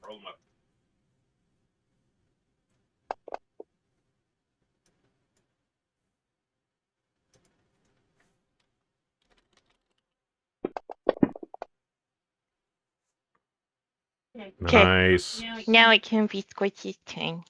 All right, Scorch. Alright. Now Scorch is gonna bite him in the butt. Or not. It's okay. You still got more potential bites to bite. Or not. Damn. Or not. But the butt is You're too not beefy. helping. The butt is too beefy. It resists the bite. I don't know. I think just looking at him, his butt is really flat, and so Scorch just can't get a good vantage. Well, point. it's flat and just also muscly. It's just like it's trying to bite a rock. So, Which Scorch has experience with and does not recommend. I think this Vanished Man has a Hank Hill butt. yeah, that's fair. He does give off like Bloodborne Hank Hill vibes. Like if Hank Hill was in Bloodborne. Oh, man. Vanished Man, what can you tell me about propane and propane accessories? Pain is good. I was gonna say, he can tell you a lot about pain accessories, and he's a professional. Did you want the other half? Oh. I'm good at my level of space. Are you sure? Yeah. You can go even farther. You can go higher. Even farther beyond. No, I'm good. All right, Honker is fighting giant spiders in the woods. Yeah. I mean, that just seems like a Tuesday for them. Right. All right, so let's see. Let's get Honker selected. Vanished Man. All right, Honker is going to do... What's this one? He's going to do Blistering Invective on this guy. He's still insulted by the terrible skin carvery of this dude. I don't know if Honker's ever gonna get over that. No. I think he's upset that he didn't have the chance to take the hunter's face. No. We already talked. We like the Hunter. Oh, okay. Okay. So... Oh, we forgot to tell her. We told the mayor that the Zolgas are actually called Banyan skinks. Yeah, 'cause the mayor was talking about these lizard creatures and didn't know what they were actually called, and Honker chimed up that they're called banyan skinks. Mm. I'm sure the Banyan boys loved that. They weren't there. Yeah, I'm sure they will love that in the future. And we'll just tell them what that has nothing to do with you. They've always been known as that. Yeah, that's what they're known as. Yeah, It sorry. doesn't matter that it's not true. They were named forever ago by some dude, and it's not our fault that it may or may not be your family's fault. Just saying. Okay, and then in addition to the blistering invective, he also. Oh wait, that's only range touch. We're not in range touch. Oh, that's unfortunate. That is unfortunate. This works though. He can cast Phantom Pain on this guy. And roll. Alright, the guy succeeds. Does still take damage. But no persistent damage. Brings us to Braz. Cool. I'm gonna light this bitch on fire. Hopefully.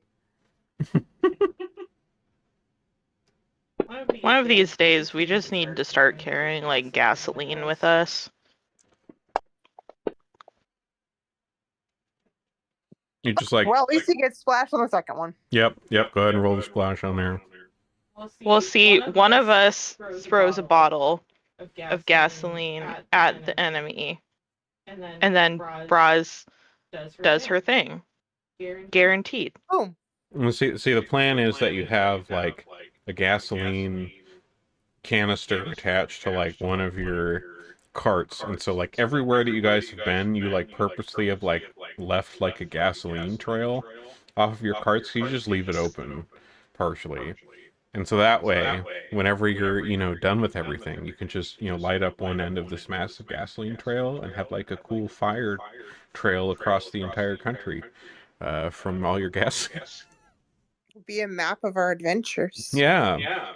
It's like it's like when you turn on like the history mode in Tears of the Kingdom or whatever, and you can see your little line running all over the map. You can just do that IRL with gasoline in a match. And the line always writes out, "Suck it, Banyan boys."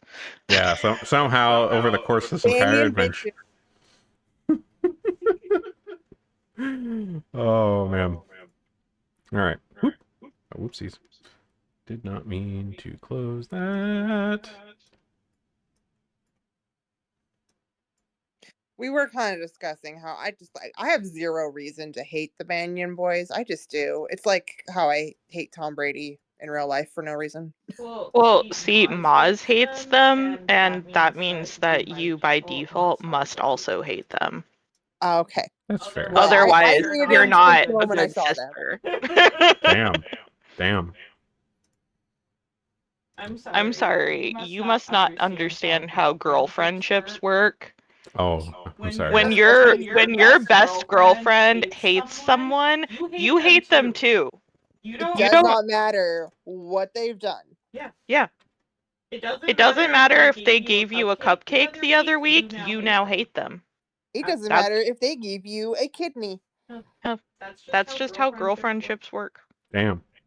This is probably why I don't have a lot of friends that are girls. I mean, I have a couple really good girlfriends, and I would ride or die for them. Yes, the few I have, definitely. Okay. So, top of the next turn. The Vanished Man yet again at the top of the order. This guy's got some serious rolls. But I think we've done more damage to him than he's done to us. He's only wounded 2 of us. That's true. But he strikes at Grotus. And Grotus arguably gets stronger the more damage you do to him, so... It doesn't kill you, it makes you stronger. Mm-hmm. Alright. Cleaving at Grotus here. And punching.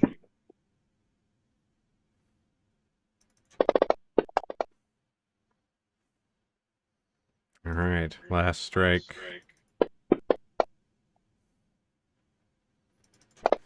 God damn. Grotus has taken a beating from this guy. Speaking of, Grotus. Okay. Alright. Grotus brings up the fists. Stumbling strike. Can he do it? Maybe! Oh, I don't know why I didn't target him, but that would have hit, yes. Yes, he can! There we go. Bam. All right. Second strike. A miss, although let me roll the fortitude save for the stun. 42. Nope. All right, last strike. Oof, not with that one. Brings us to Honker. Wait, Oh, it's a new turn. it is a new turn. Grotus did get one hit. Go ahead and do your backstab. I'm trying real hard to remember. Thank you for remembering. I appreciate it. Ah. Never mind. It's Honker's turn. You just like stumbled a little bit, and you're like, "Oh, I was just off balance there. I didn't try anything." Yep. I was just stretching. Yeah, you're just stretching. All good. All right, Honker. Let's see. I believe the blistering and oh wait, no, the phantom pain. Oh, no, he's dead persistent. Let's see. Ah, yes, blistering invective does persistent. Okay, so roll that. Why do I have a sudden desire to torture myself by doing like a sorcerer character and renaming all of the skills into memes? That would be great. That would be great. All right, so let's see. What's this one? Because, I mean, you would have to have a skill called Phantom Pain now.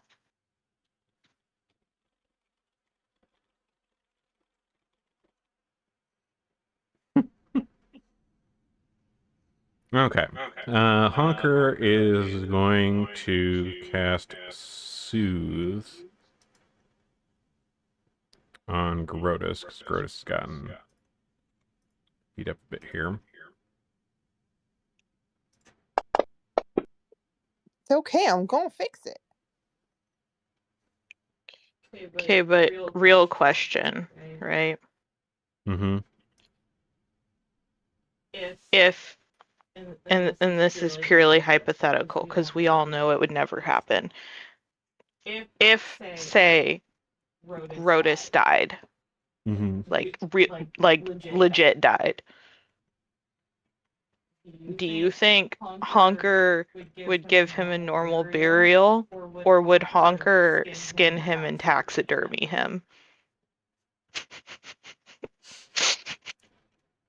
You know, that's actually a really great question.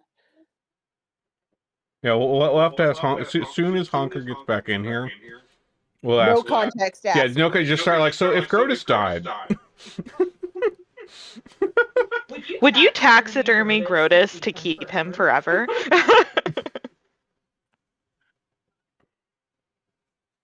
I have a feeling the answer would be yes.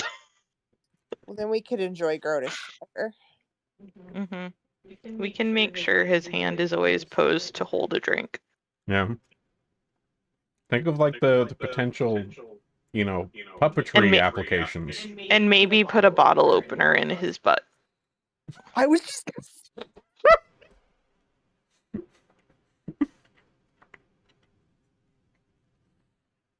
Oh my god. well, we can't forget about this because we do have to tell Grotus about this when they come back. It's true.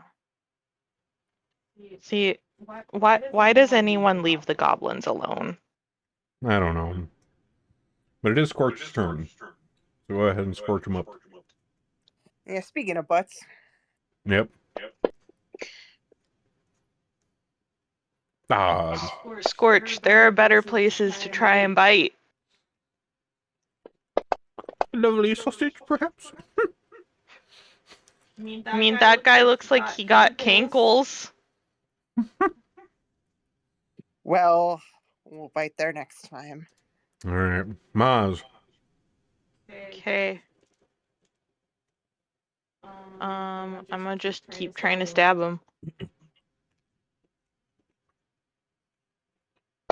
One of these days it's gotta work. It works today. Nice. Nice.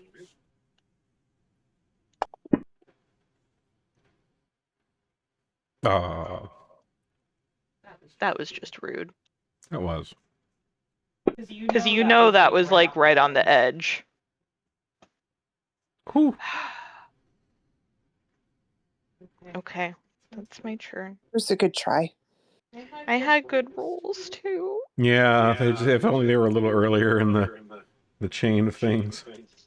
He's just a little beefy. He's a little beefy too. All right, bros. I'm gonna fix Grotus here. Couple elixir of lives. Holy shit. Oh man. Wait, we gotta ask. Wait, is this quick? Mm-hmm. Okay, quick. We have a really important question for you, and no, we will not give you context. Bigger than a baby's arm is my answer to that question all the time. If Grotus Was like dead, would Honker give him a proper burial, or would he taxidermy him and keep him forever? This is pretty dark, but Honker would probably kill himself. You know, Well, none of us predicted that. I would say that is Yeah. in character though. That would make sense. Yeah, We Grotus were is all- like the one person who Honker believes gives him unconditional love, which Honker like doesn't truly understand, and like he feels accepted by Maz and Braz. Like, don't get me wrong, but like Honker knows that he can wear any face around Grotus. And Grotus is like okay with that. So without Grotus, Honker will be lost in the world. So like it probably wouldn't even be kill himself. His soul would just depart his body, I would guess. Damn. You know? What if the twist was that Grotus was face blind and so he just never knows? Love it. And Honker is too dumb to know. Just too like innocent and naive. You know, we're just building a beautiful world here. Yeah. So it'll be a while. If you can, somebody can roll for me. I literally had to tear my entire room apart because this thing hid behind the corner of my corner desk. Of course it did. Of course. Which one was it? Skittles, the biggest one. You would think that would make it easier to find. Here, I've got a picture of right when I thought I was about to get Victory, because I did get her in the catch cup for about a second, and then she ran behind the desk. Oh man. Yeah, before your Discord initially disconnected, like the sound would go in and out, but we just get occasional interjections of like, "Fuck." Yeah, we were very amused. I was enjoying it immensely. Also, I know how much shit is on your desk, so oh my god. Oh damn.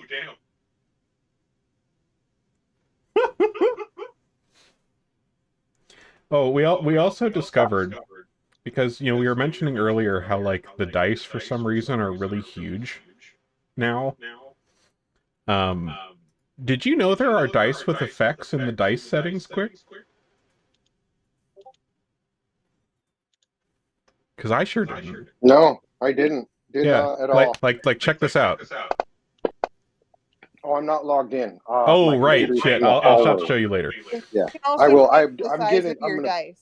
I'm working on it right now. I'll Yeah. get it put together quickly. It's cool. But yeah, like in addition to like the color settings, there are some ones with effects, and I guess there's also like ones like fancier ones on like the Fantasy Ground store that you can get and like have a module for or something. Of course. Oh, of course they microtransacted the fucking goddamn digital dice. Yep. Oh right.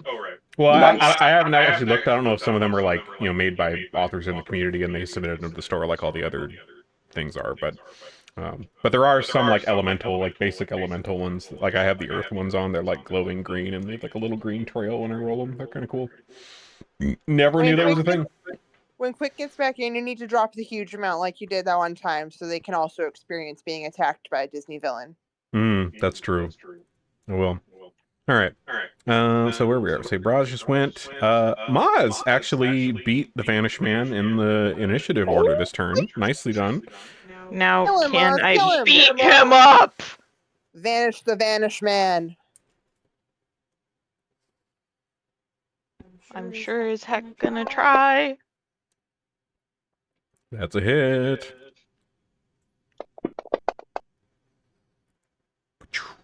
Zip a zap poke.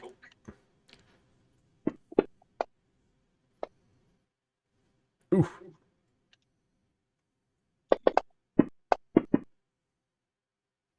Ah. Not today.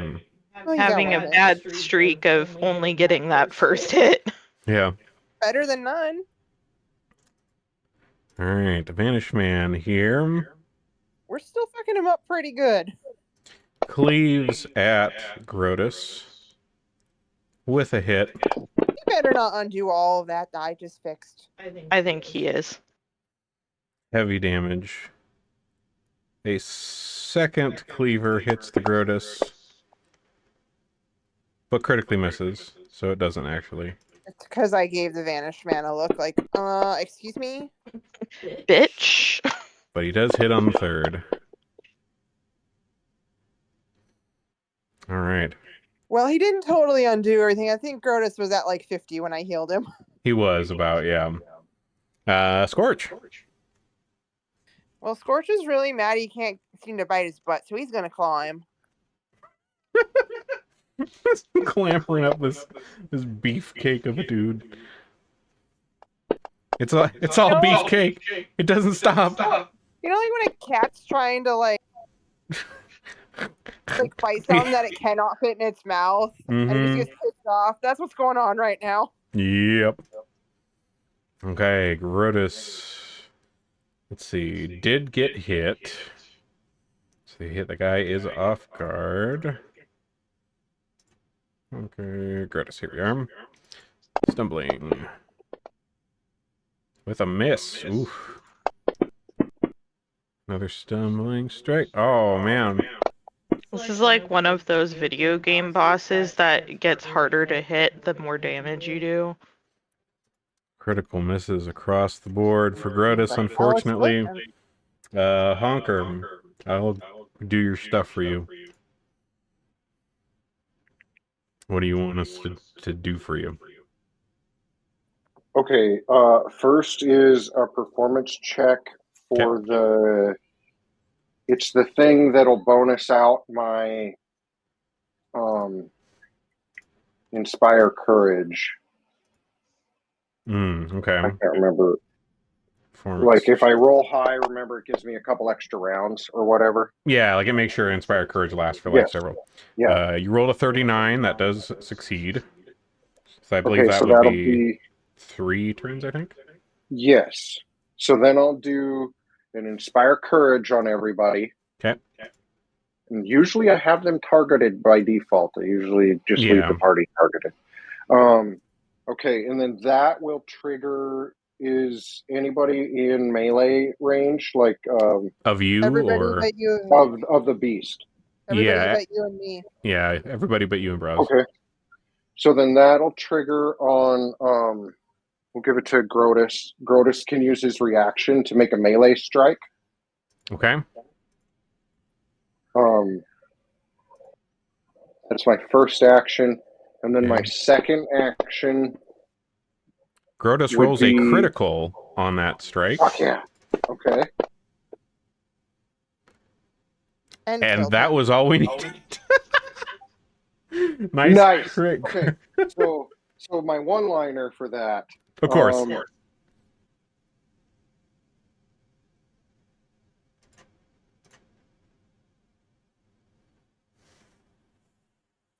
Even this corpse wriggles away to escape my needle. I don't know. That's the best I could do. Kind of spaz. I will say though, like this jacked guy has pretty nice skin. So there you go. Show him how it's really done. Well, we're standing here with her. Show him how it's really done. I mean, he would make a nice new saddle for Skynthia. It's beautiful.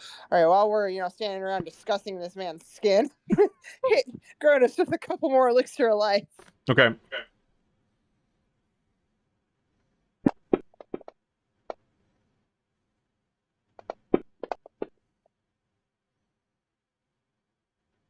All right. Let's see. So, this guy is dead on the ground. He's wearing Gristram's face. Do you guys look around the area more at all? Yes. Yeah, Maz is gonna try and look for Grisham. Yeah, for sure. Perception.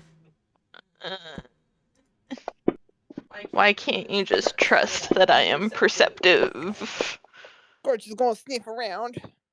Is a 41 enough for you? Yeah, 49, 41's fine. So you, Maz and Scorch I'm both. sorry. You guys go searching around. In some of like the vegetation around the area, like it's kind of sparse and brambly, but you do find, unfortunately, Gristram's faceless corpse in the bushes here. You recognize him by his clothing. He's wearing his usual kind of hunter's garb, but has unfortunately met a gruesome fate. No, I don't believe he's dead. We should probably bring him back to the town. Yeah, we're not heading that way, but we will when we come back. Well, and this one's skin was gone when we showed up. Yeah, that one wasn't us. That's true. That is true. You can tell by the cut, so that was not Honker's handiwork. Yeah, so if you wish, you can go back to the town and take him back there. There is still some time in this day. You could also, go elsewhere instead and deal with this later. Up to you. I mean, Maz is fine with whatever. She just wants to take him back to the town when we go back. Do you, so if you're not going back now, do you do anything with the body? Yeah, we should Bag of holding. some way. I mean, that's fair. That is an option. What was the option? I couldn't hear you. Bag of holding. He's already dead. It is a chilled bag of holding, so perfect morgue. Just portable morgue. Now I know where Honker is keeping his skins. Yeah, they get fresh. Exactly. Damn, this is great. Yeah, let's put it in the bag of holding. All right, so you guys slide Gristram's faceless corpse into the bag of holding. Do you take his face back? I think we should. No, I do. Well, no, we didn't find it, if anybody asks, but it's in my pocket. Yeah. Fair. So you guys do get Gristram's face off of the Vanish Man here. And his actual face, interestingly, does not exist. He doesn't have a face. Weird. What do you mean? It's just blank. It vanished. But there's skin to take, or is it like void stuff? Like it is just like there are no features on his face. Like so it's like Slender Man. It's like Slender. Yeah, it's like a mannequin head. Like I don't know not actually. But he he like just has no facial features at all. It's just perfect. I take that so I can sleep better at night. Yeah, I think that would really help with insomnia. How is this going to help you sleep better? Don't worry about it. Because I'll wear it and there's no eye holes, so it's like it's just dark. Oh, it's a sleeping mask. It'll be like a compression sleeve and like make him really calm. It's not like Honker needs to breathe technically, so. Why you gotta bring up stuff like that? You're gonna hurt his feelings. Honker just saw the concept of like an eye mask and is like, yeah, that would be great for sleeping at night, and didn't even think about the breathing aspect. Yep, 100%. And I saw Grotus in a mask kind of like this once, so. Oh my god! I think we all know what kind of mask it was. Guys, this is what happens when Grotus is not here. So yeah, I love how that's what gets said, but in regards to whoever isn't here this time, this is what happens when X is not here. No, it really is when Cross Grotus isn't wild. here. It gets He comes cross back wild. and we're gonna tell him it's canon that he's a gimp on the off times now. I mean, I feel like Sam is going to accept it. I mean, it could have been interesting because technically the Vanish Man did have in his abilities, if one of you had gone down, he did have a remove face ability to attempt to carve off one of your faces. So that was a potential thing that could have happened. So that would have been an interesting tale. Yeah, you take his skin, Hunker. You take that skin right now. Look, when Grotus is not here, we do weird shit like this. When Honker's not here, we just make butt jokes. I don't know. Pairing like a lance with a butt cheek is pretty awesome. I mean, it is, but it's not like horrifying. It's not unhinged. I feel like this guy's skin's got to be haunted as fuck, though. I mean, he's like a fucking serial killer. I mean, We'll cross that bridge when we get there. Yeah, that's a problem for future us. Okay, so Grishorm's in the bag. That's a problem for future Honker. we have a ghost singer, so we'll be fine. That's fine. We're golden. That's true. That's true. So where are you continuing down to the pier then, since we have Grishorm in a nice, cozy, portable morgue hole? Yeah, he'll keep. All right, he'll keep. He'll keep for at least a couple days. At least. This kind of raises questions about the other skins in the bag who've been in there for how many days? They don't have the gushy parts inside. Oh, that's fair. That's fair. I'm looking forward to when You're acting like I don't know how to tan a hide. Yeah, right? We already know. Like, Honker was offended by this Vanish Man's techniques. Honker's a professional. Honker has a finely honed craft. Oh, anyways, let's carry on. Yeah. Yeah, pier. Pier. So you guys make it down to the pier here. And as you're getting close, you do see there appear to be some encampments set up here with Zolgaths. And you see some of them patrolling around. They seem to have some minor barricades here. And the other thing you notice is out in the sea, you see probably about a few hundred feet out from the pier. Looks like an incoming ship. It looks like your typical, trading vessel like the one you arrived here on.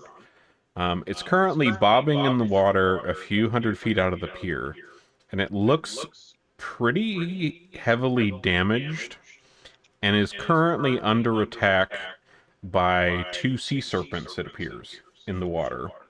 But you see that they are being fended off, and you can't make out in the distance, but there appears to be a diminutive person standing up at like the bow of the ship, making sweeping motions with their arms that are conjuring these waves and various things with the water around them, trying to like distract and drive these sea serpents away from the ship. But you see them out there a ways off beyond the shore here. Maz doesn't think she can help you. That water's too deep. Yeah, we're just little guys. We can probably up this camp. Honker and the entourage form a living raft and motion everybody to get on so that we can start paddling our way out there and deal with this situation. All right. Everybody give me a stealth check for sneaking past the Zolgath camps here to get to the shore.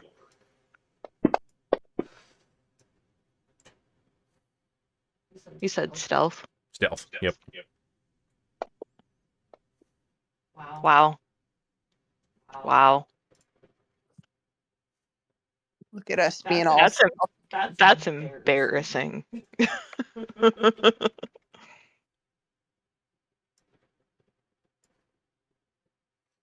All right. So you all do manage to successfully sneak by the camp of the Zolgaths. That was a little ways up from the pier with the barricades. You managed to get past them. So you guys are down on the beach. Let me get you a map here. Maz doesn't think she likes this plan. She would rather fight a whole encampment of Zolgaths.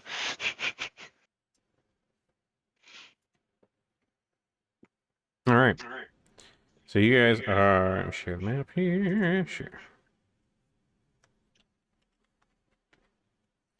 All right. So you guys are on the beach of the pier here. And kind of a little ways off the end of the pier is where you are seeing these sea serpents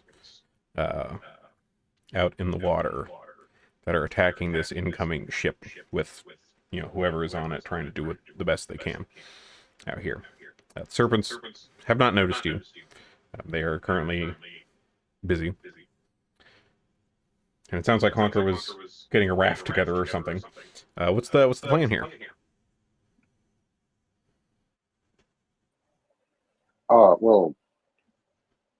Well, my plan was to build a raft by just holding hands with the entourage and then get the other people on it and then tell some nautical jokes while we doggy paddled out there. I love that. I hope Honker is going to position himself at the front like a mermaid on a pirate ship. Hmm. I will not get on this raft if you do not do that.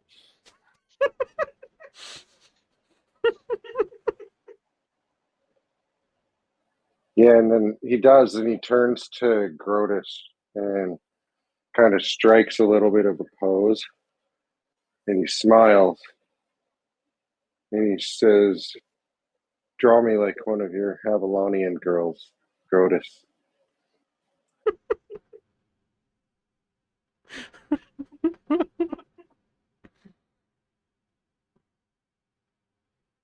So I guess, yeah, we just swim out there then, I assume, because we probably can't attack from the shore, right?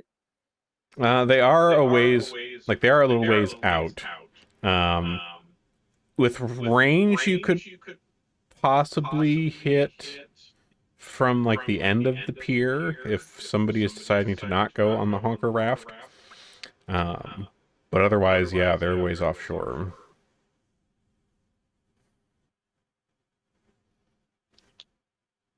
Okay, but can Maz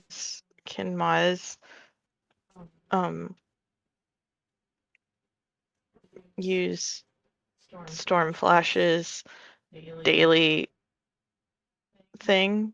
You certainly can. Yeah, you have not used that yet today. Clouds are gathering above you. They've kind of been following you around. Okay, and then I'm gonna cast a 6th level lightning bolt at the one in front of me. All right. I think it's in the weapon. No. It just says that I can do it. Oh, let me grab the spell itself and just put that spell in your sheet. 1 second. If I can find where they moved. There they are. Spells. Alright, it's lightning bolt. Yeah, it's lightning bolt at 6th level.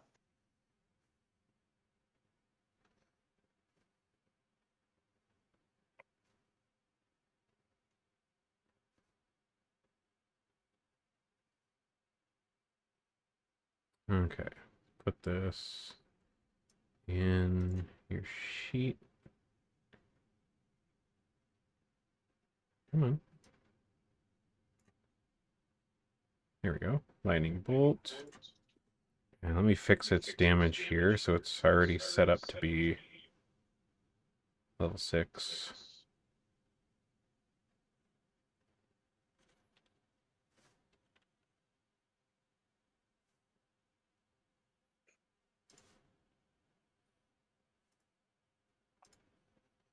Okay, so it's by default level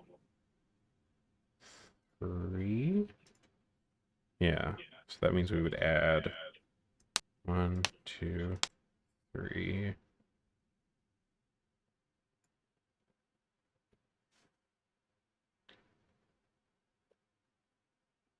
Yeah, that looks right. Okay. Cool. Okay, you should see that in your sheet for you now. And so this is just it's a cast. It just casts the lightning bolt something. So go ahead and target that thing and roll damage on it. Light them up. Oh, our tokens are locked. Oh, here, let me fix that for you here. Rude. So I need to roll and then do damage? Or am I just doing damage? I think you would just... I think you just roll damage with this since it's, like, innate to the sword. Okay. It's just the thing it can do. I'll take that. Alright. So you run up to the beach, sword held high, and lightning bolt zaps down, taking this thing by surprise. You see the lightning... The power of Vodka! And you see like electricity kind of crackling in the water around it for a moment after that strikes.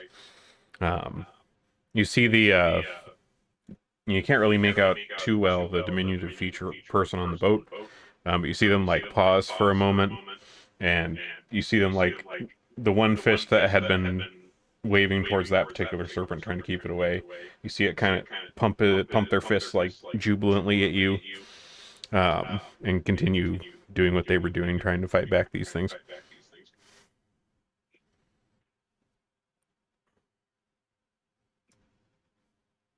Cool. All right. Go ahead and roll initiative then.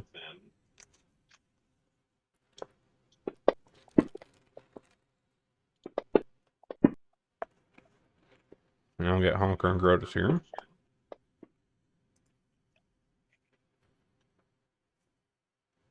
Well, that's going to be my only nat 20 for the night, guys.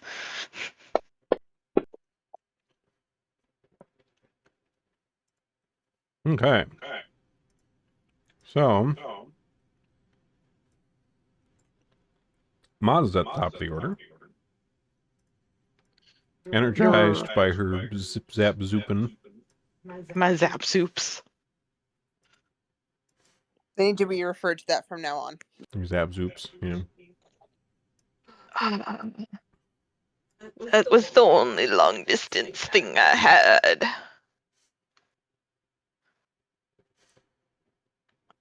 Well, you do technically have your bladed hoops. You can. I know, but I think I still have to move for those. Yeah, you could probably go out in the.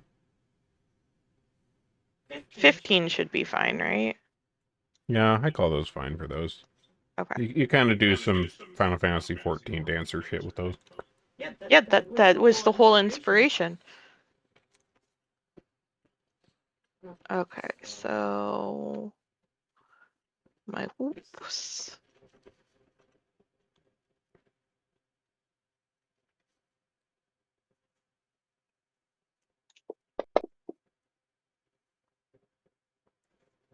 Whoa, what the heck? That shouldn't be possible. Yeah, that doesn't make any sense. Oh, it's because it thinks you're beyond max range, but that's because that's how it's normally programmed, but we're thinking about it differently. Hold on. Let me adjust the hoop range here. Okay. Let's see. Bladed hoop.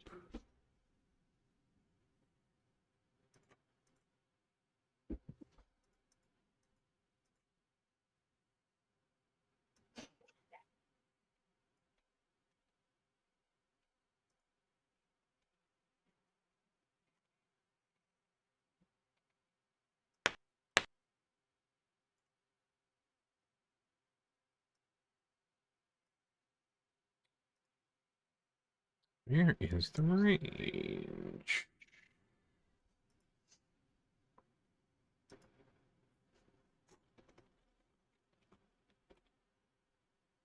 Oh, maybe if I just change its group style, that might do it. Okay. Try rolling the attack on your range bladed hoop now. Okay.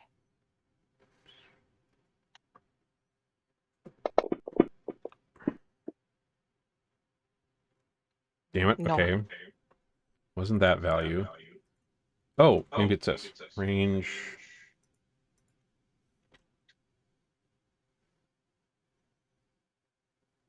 Okay. Try it again. There we go. Yeah. Okay, fixed it. And you got a critical. Yes. All right, hoop it up. Nice. Maz just really doesn't like sea creatures. Take this, ocean! This is a fight against the ocean. Okay, then I guess I'll just try again. And it's still enough.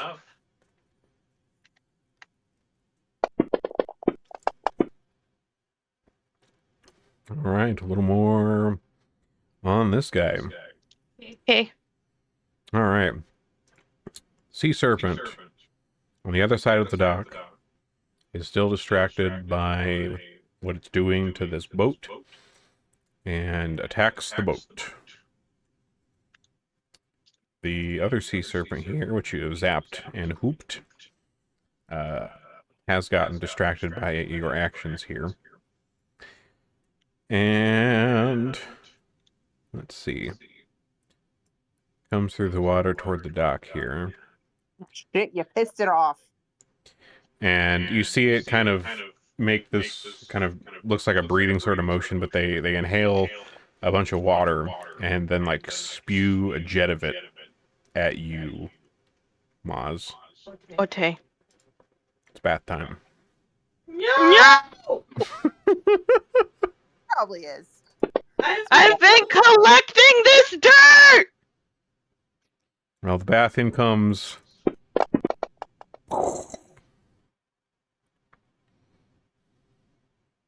Now I'm just imagining Maz as that Charlie Brown character. Which one? The one that always has the cloud of dirt around him. Oh, Pigpen.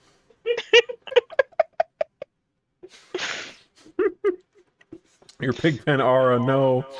No! Isn't there an episode of Charlie Brown or a comic strip of Charlie Brown where Pigpen is actually forced to I think get so. wet or bathe? I'm pretty sure there is. I feel like I remember reading this, yeah. Anyway, not to derail, Maz is very crushed at the moment. Alright. It does try to do a second water spout at you, but misses. Grotus. So, you know, the rest of you are in the honker boat, it sounds like. Is that correct? Yeah, are we actually in the water already then? Yeah, you guys would be. If you guys are in the honker boat, you're like here. Maz trusts Honker, but not the water. Actually, Scorch did not get on, I would say. Okay, we'll come back to Scorch then. Scorch is moral support. Okay, so Grotus. Damn, what can Grotus do at this point? Could he technically do a flying kick? I mean, yeah, he could jump out into the ocean at this sea serpent, and that does seem like something Grotus would do. He would try and ride the sea serpent. like a cowboy. He would absolutely try to ride the sea serpent like a cowboy. This is true. God, I wish he was here. I know, he would love this. Can almost hear him. All right. Can almost hear him. I So really Grotus, listened. flying kick across the ocean. Honker, you see him sail over your majestic bow spit here. And flying kick. Let's see. Is it also the sunset? It kind of would be, yeah. This would be later in the afternoon. Oh so. God, this is so beautiful. Maz is just like really admiring this front row seat. Yeah, to Grotus flying, kicking the sun. And I. Pretty much. All right, it strikes. Lands on the sea serpent with this kick. Who is writhing in the ocean. The sea serpent has to roll a fortitude save. Rolls a 1. Oh my gosh. And is stunned 1. Nice one, Grotus. Well, you'd be pretty stunned if some random dude just flew across the water at you. Never have I ever been more mad at Sam for missing his session. I know. It's okay. He's in Costa Rica increasing his Pokedex, so it's all sorts of cool shit. Would that we could all be in Costa Rica. Let's see here. There's gonna be no way to like tell about the session and do it justice. Gonna have to watch the stream. Probably. So second strike gets a crit. Lays into with the stumbling strike. Let me roll the deception check for his whatever that skill is called. 32 succeeds. So the thing is deceived and off guard. Last stumbling strike. With the actually with the off guard that would have. Hold on.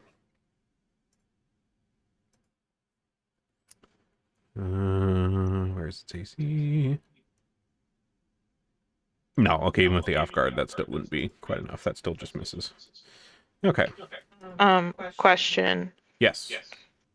I would not be able to use opportune backstab, correct? Because I'm not melee at the moment. Correct. Okay. Yeah, you'd have to be in melee range for that. Which brings us to Scorch on the beach. What's Scorch doing? Scorch is gonna go stand by Maz. He literally can't do anything from this range, so he's just gonna be there in case it comes over and help protect her. He's my getaway car. Yeah, if it comes to it. Hold on, let me check his stuff. I am now Shaggy in this Mystery Inc. situation. Isn't that who you want to be? No. Does anyone ever want to be Shaggy? He's always just high and eating sandwiches. Like, I mean, I guess that's true. and he hangs out with a dog. That's a great life. I mean, I'm kind of like You are. yeah. You are Shaggy. I feel attacked. Does that make Right Otis Scooby? Yeah. At least he's not Scrappy. No, Otis is afraid of his own farts, so he's definitely.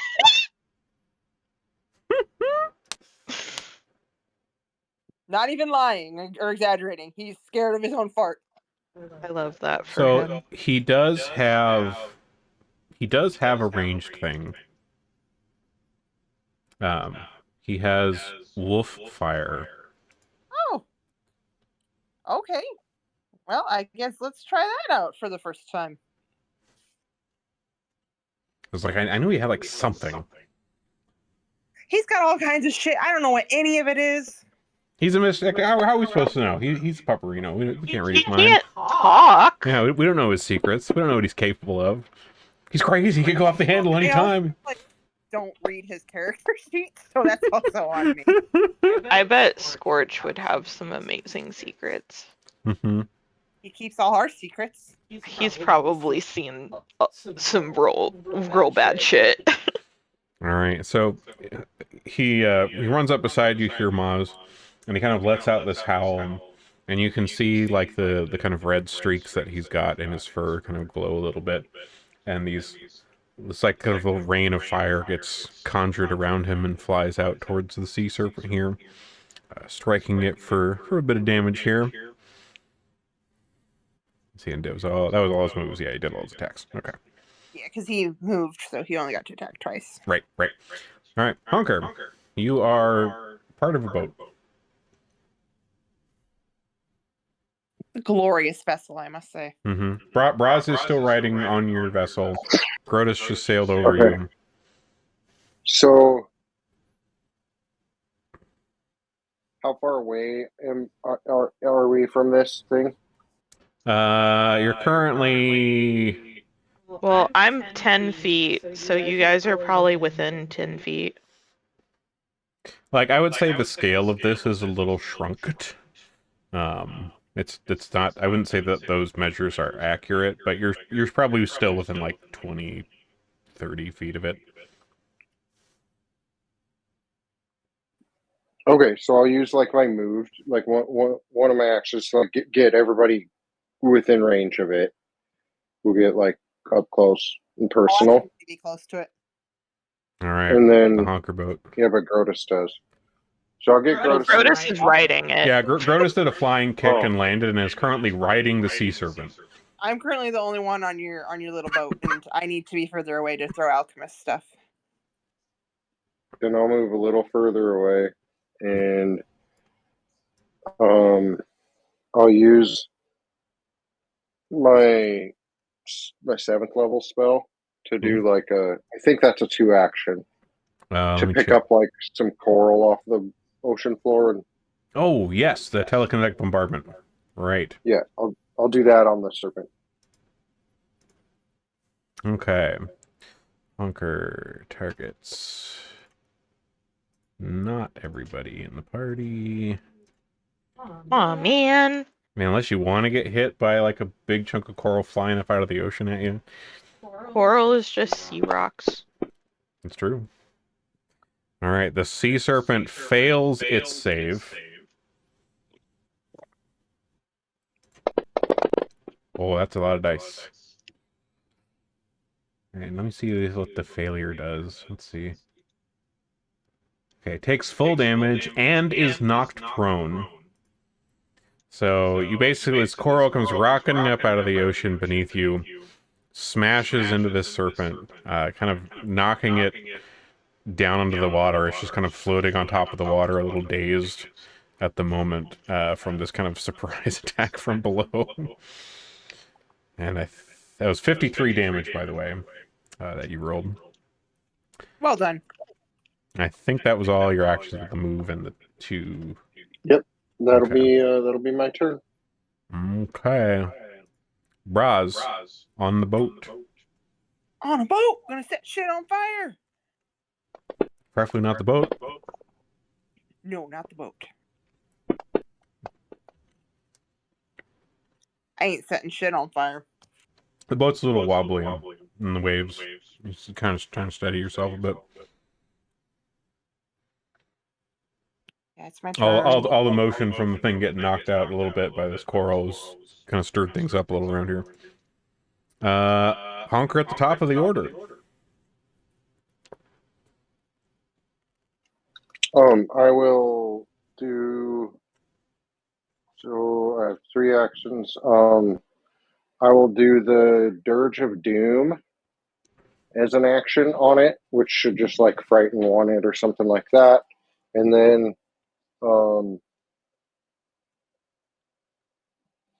a Blistering Invective. I think I have the slots to do that to it.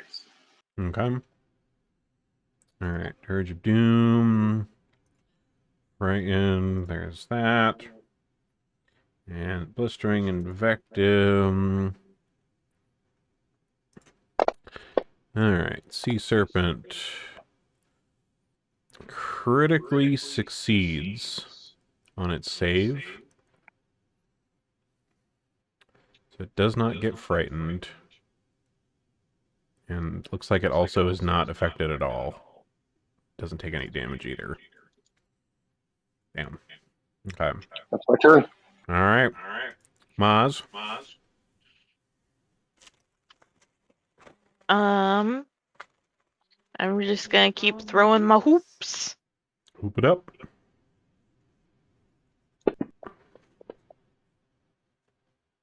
Oof.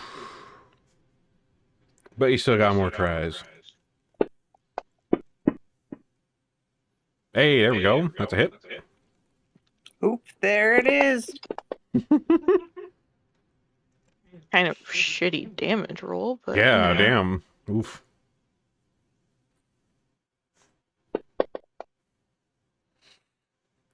Hey, you still hit on the third strike. That's pretty good. I'm just imagining over like the sound of like the waves and this, you know, this thing crashing around. That one was better. Nice. Like you can kind of hear faintly amongst all the waves just in the distance, bras. Whoop, there it is. Just like, across the waves, just going in and out. All right, Scorch. Wolfie fire. Living up to the name. Ah. Or is he? Ah. Ah, oof. That too. Is Scorch also scared of drowning? Maybe. I know. Scorch is not doing too well tonight. Yeah, things are being a little anti-Scorch out in the distance in the water with a butt made of steel. Night. Maybe he was just really upset about the hunter dying.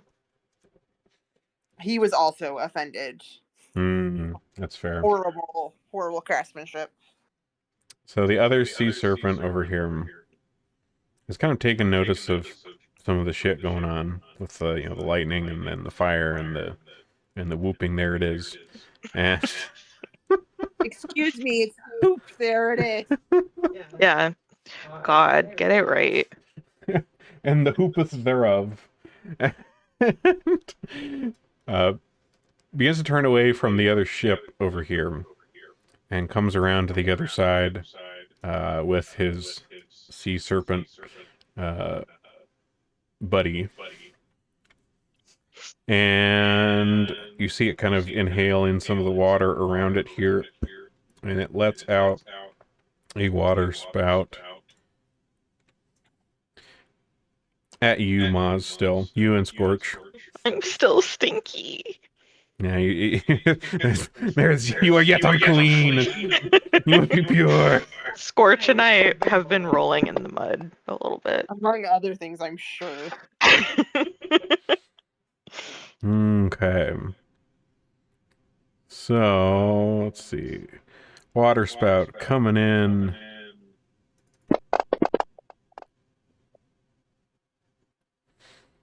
Alright, dealing some damage, 23 to Scorch. And it did get a critical on you, Maz. You were extra stinky. 35 to you. You're getting hosed. This is like fire hose, unpleasant. You're almost kind of knocked off the pier here. Scorch caught me. Why is there? Actually, I'm curious. Does that have... You don't need to look that up. I'm checking. Don't even worry about it. Yeah, like, forget it. Okay. Alright. The other sea serpent is a bit distracted, and, well, it's stunned and knocked prone. And Grotus is on it, so it only has one action right now. And it uses that action to try to, like, shake itself off and get back up. So, let's see. Oh wait, I didn't know it was prone. I didn't know it was prone. Oh. Right. Let me take a look at your rolls here.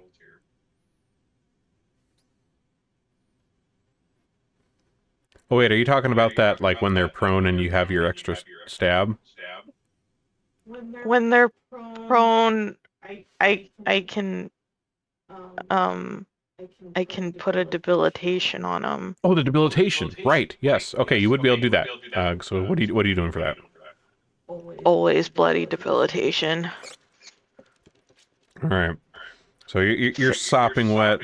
You're mad. Yeah, it's gonna now take 3d6 persistent bleed. All right. Go ahead and roll me 3d6s, and I will get that applied for this time around.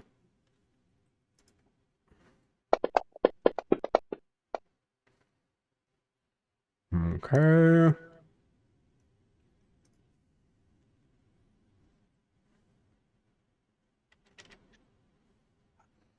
All right, that persistent bleed with all of the, casting of thunderbolts from God and shit was actually the last bit that needed to kill that one. Good. So. Good. That's a big splat. So your bleed cuts into this thing. You guys all see like blood erupting from like cuts all over it that have spontaneously appeared. And this thing was already having a rough time from all of the beating you guys have just kind of unleashed on it. It collapses into the water, and you see it just kind of floating there. Which brings us to Grotus, who was on said thing. I mean, technically it's still there. You're right, it is still there. It's just floating. So now he has like a fun, like little floaty thing to run around on. And run around on it for fun he does. So he runs along the floating corpse of this giant sea serpent. Or to the other end. Sam's never gonna believe us. Seriously, you're gonna tell me he has to watch the stream. No one will ever believe you. So, Grotus runs around and comes at it with the strikes. Wait, that is the wrong sheet. There's Grotus. Pichu! Oh, with a critical. Grotus is in his element out here. This is great. Oh, nice. Let me roll the fortitude save on our sea serpent here. They fail. They're stunned one. God damn. And with an hit. I just realized I think Grotus can actually walk on water.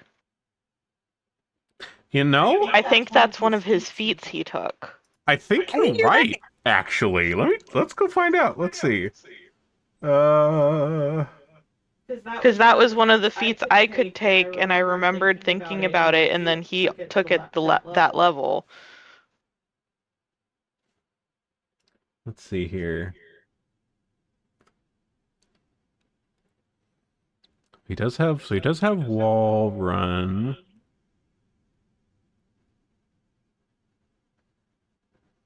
So it looks like wall run lets him do this on like vertical water surfaces.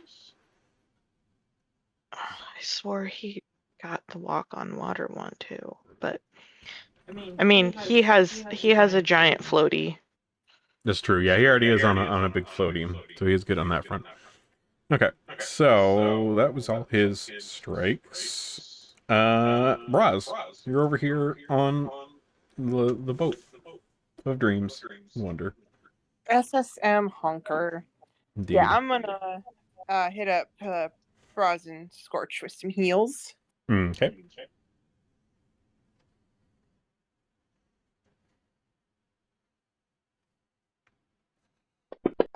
You guys see Braz over on the honker boat reach into the igloo cooler that had somehow appeared on the boat and bring out a couple of Bud Lights. Cracks. Well, not Bud Lights. White Claws. Oh yeah, White Claws. That's right. It was White Claws. Cracks the White Claws. Chucks them up to you guys up on the dock. Which, you guys catch with your faces and drink in a stylish fashion. And Honker, grabs his and yells, "The claw is the law!" The claw is the law! Scorch also shotguns it by just biting into it. Oh, Scorch is excellent at shotgunning. Or anything else on your turn? Oh, wait, no, you craft. That's right, you had to do and craft. That's right. Maz caught the White Claw with her hoop and then shotgunned out of the gash in the can. God Nice. damn, that's cool. And everyone wore sunglasses and clapped. Yeah. And Braz yelled, "Hoop! There it is!" Hoop! Speaking of hoop, there it is. Maz, you're at the top of the order again. Okay.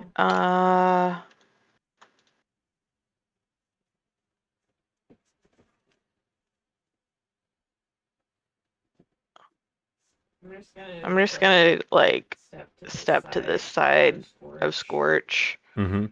Like move a little closer and then throw my hoopy. Okay.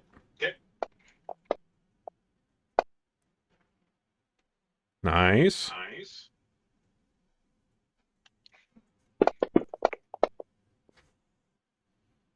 Hell yeah.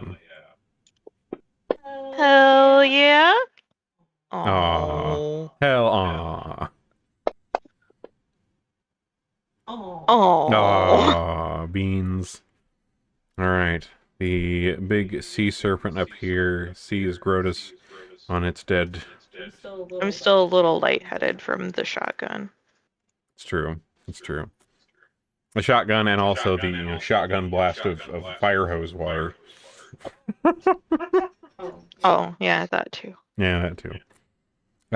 So the elite sea serpent here strikes at Grotus with its jaws. Ooh, with a critical. Whew! Woo! Chomps at Grotus. And let's see.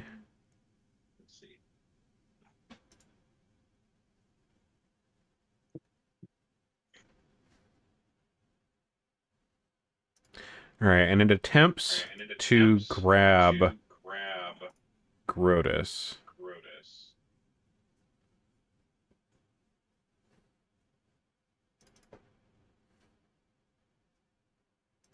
And that is its turn. Braz.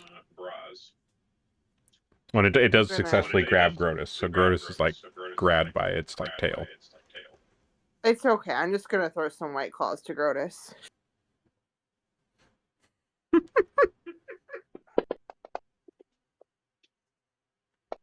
Grotus caught in its tail, catches one in both hands, crush, double shotgun. Glorious. Beautiful. All right. The SS Honker, what are you doing?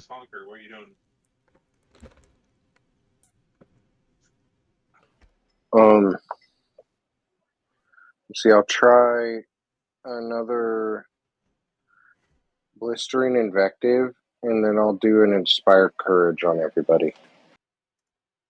Okay. All right. Blistering invective.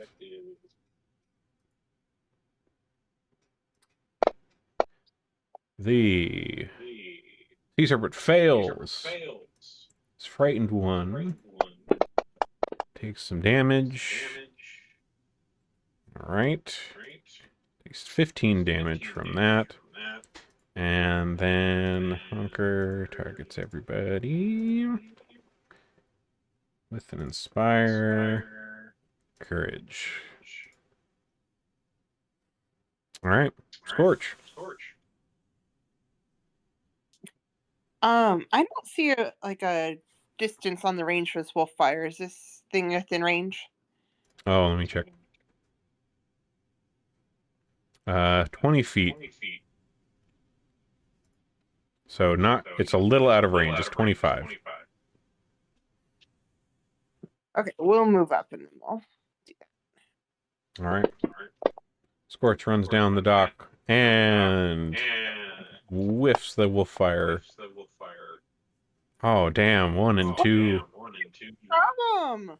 Poor Scorch. I don't think Scorch has hit once tonight. Yeah, everything. He's gotten so many low rolls. All right, Grotus. Honestly, I'd rather Scorch get him than Braz. So Grotus, see, the guy did get successfully struck. So the guy's off guard. Stumbling strike. Nice.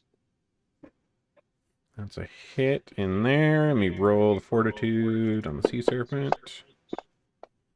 It rolls a 32, which I think it's a 33 for his thing, so not quite.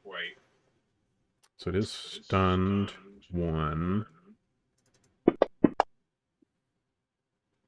Miss on the second hit. Miss on the third.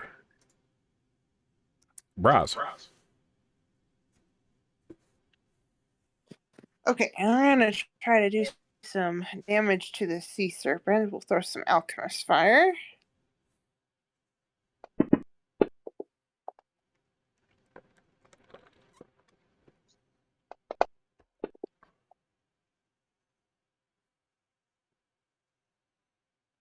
Well, we did a little splash. A little bit of splash amongst all the splashing.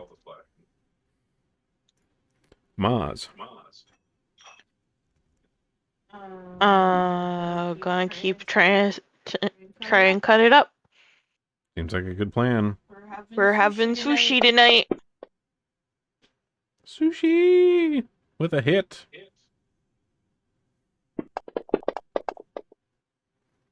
Nice.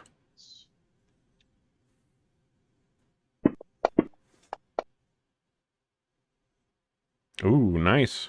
Another hit. The hoops are flying.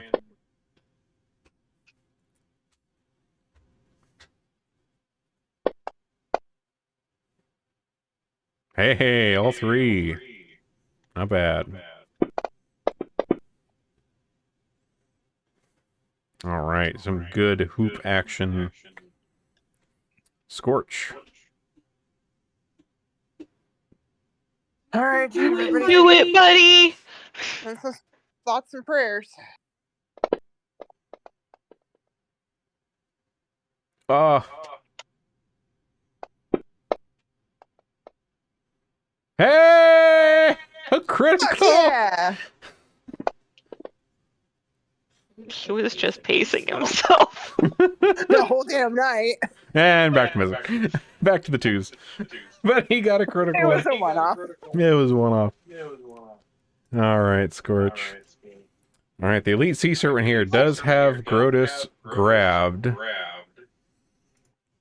And let's see.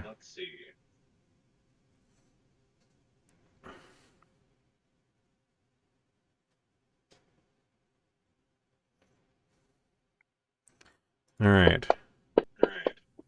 So with Grotus grabbed, the Elite Sea Serpent here tries to swallow Grotus whole. But Grotus succeeds their save.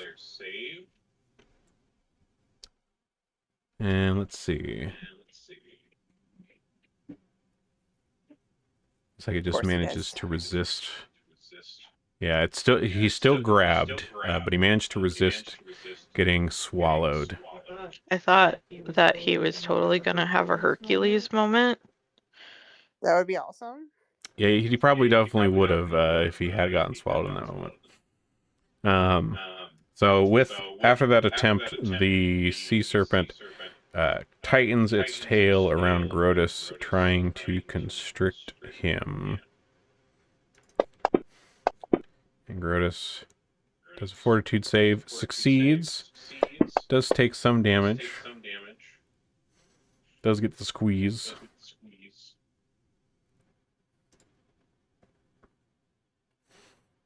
All right, Honker.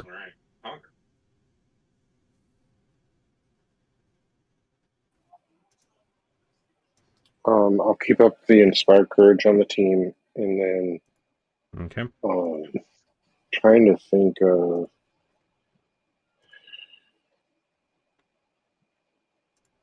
Do I have anything higher level than Blistering Invective that's like a damage spell? I can't remember my entire spell list. I'm sorry. Let's see. Blood Feast. It should be. Uh, Yeah. Confusion isn't a damage spell, but it does have effects. Curse Normally I of do it Lost up Time. close, but I can, due to feat shenanigans, I can do Blood Feast from wherever I'm at. So I'll Blood Feast him. All right.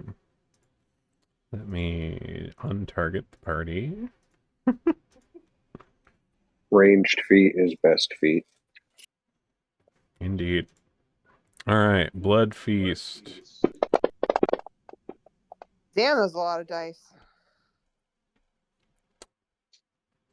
It has a lot of blood. So, in an ironic twist, the sea serpent tried to eat Grotus, but little honker boat putts up and eats the serpent instead.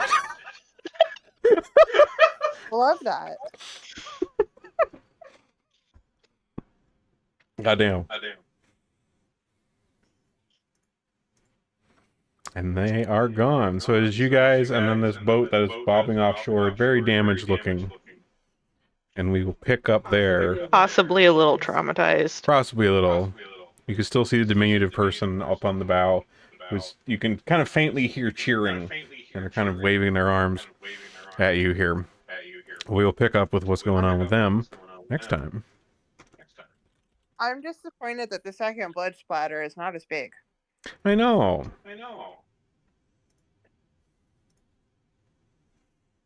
All right. Damn you, fantasy. We'll see you guys next time. We'll have to be sure to fill in Grotus on his many exploits. Mm-hmm. Oh, Lord. So many. All See you guys later. See yous. All right, y'all out there. Thanks for stopping by. Anybody I know? Not really. All right. Well, we'll call it good, and we'll see you guys next time.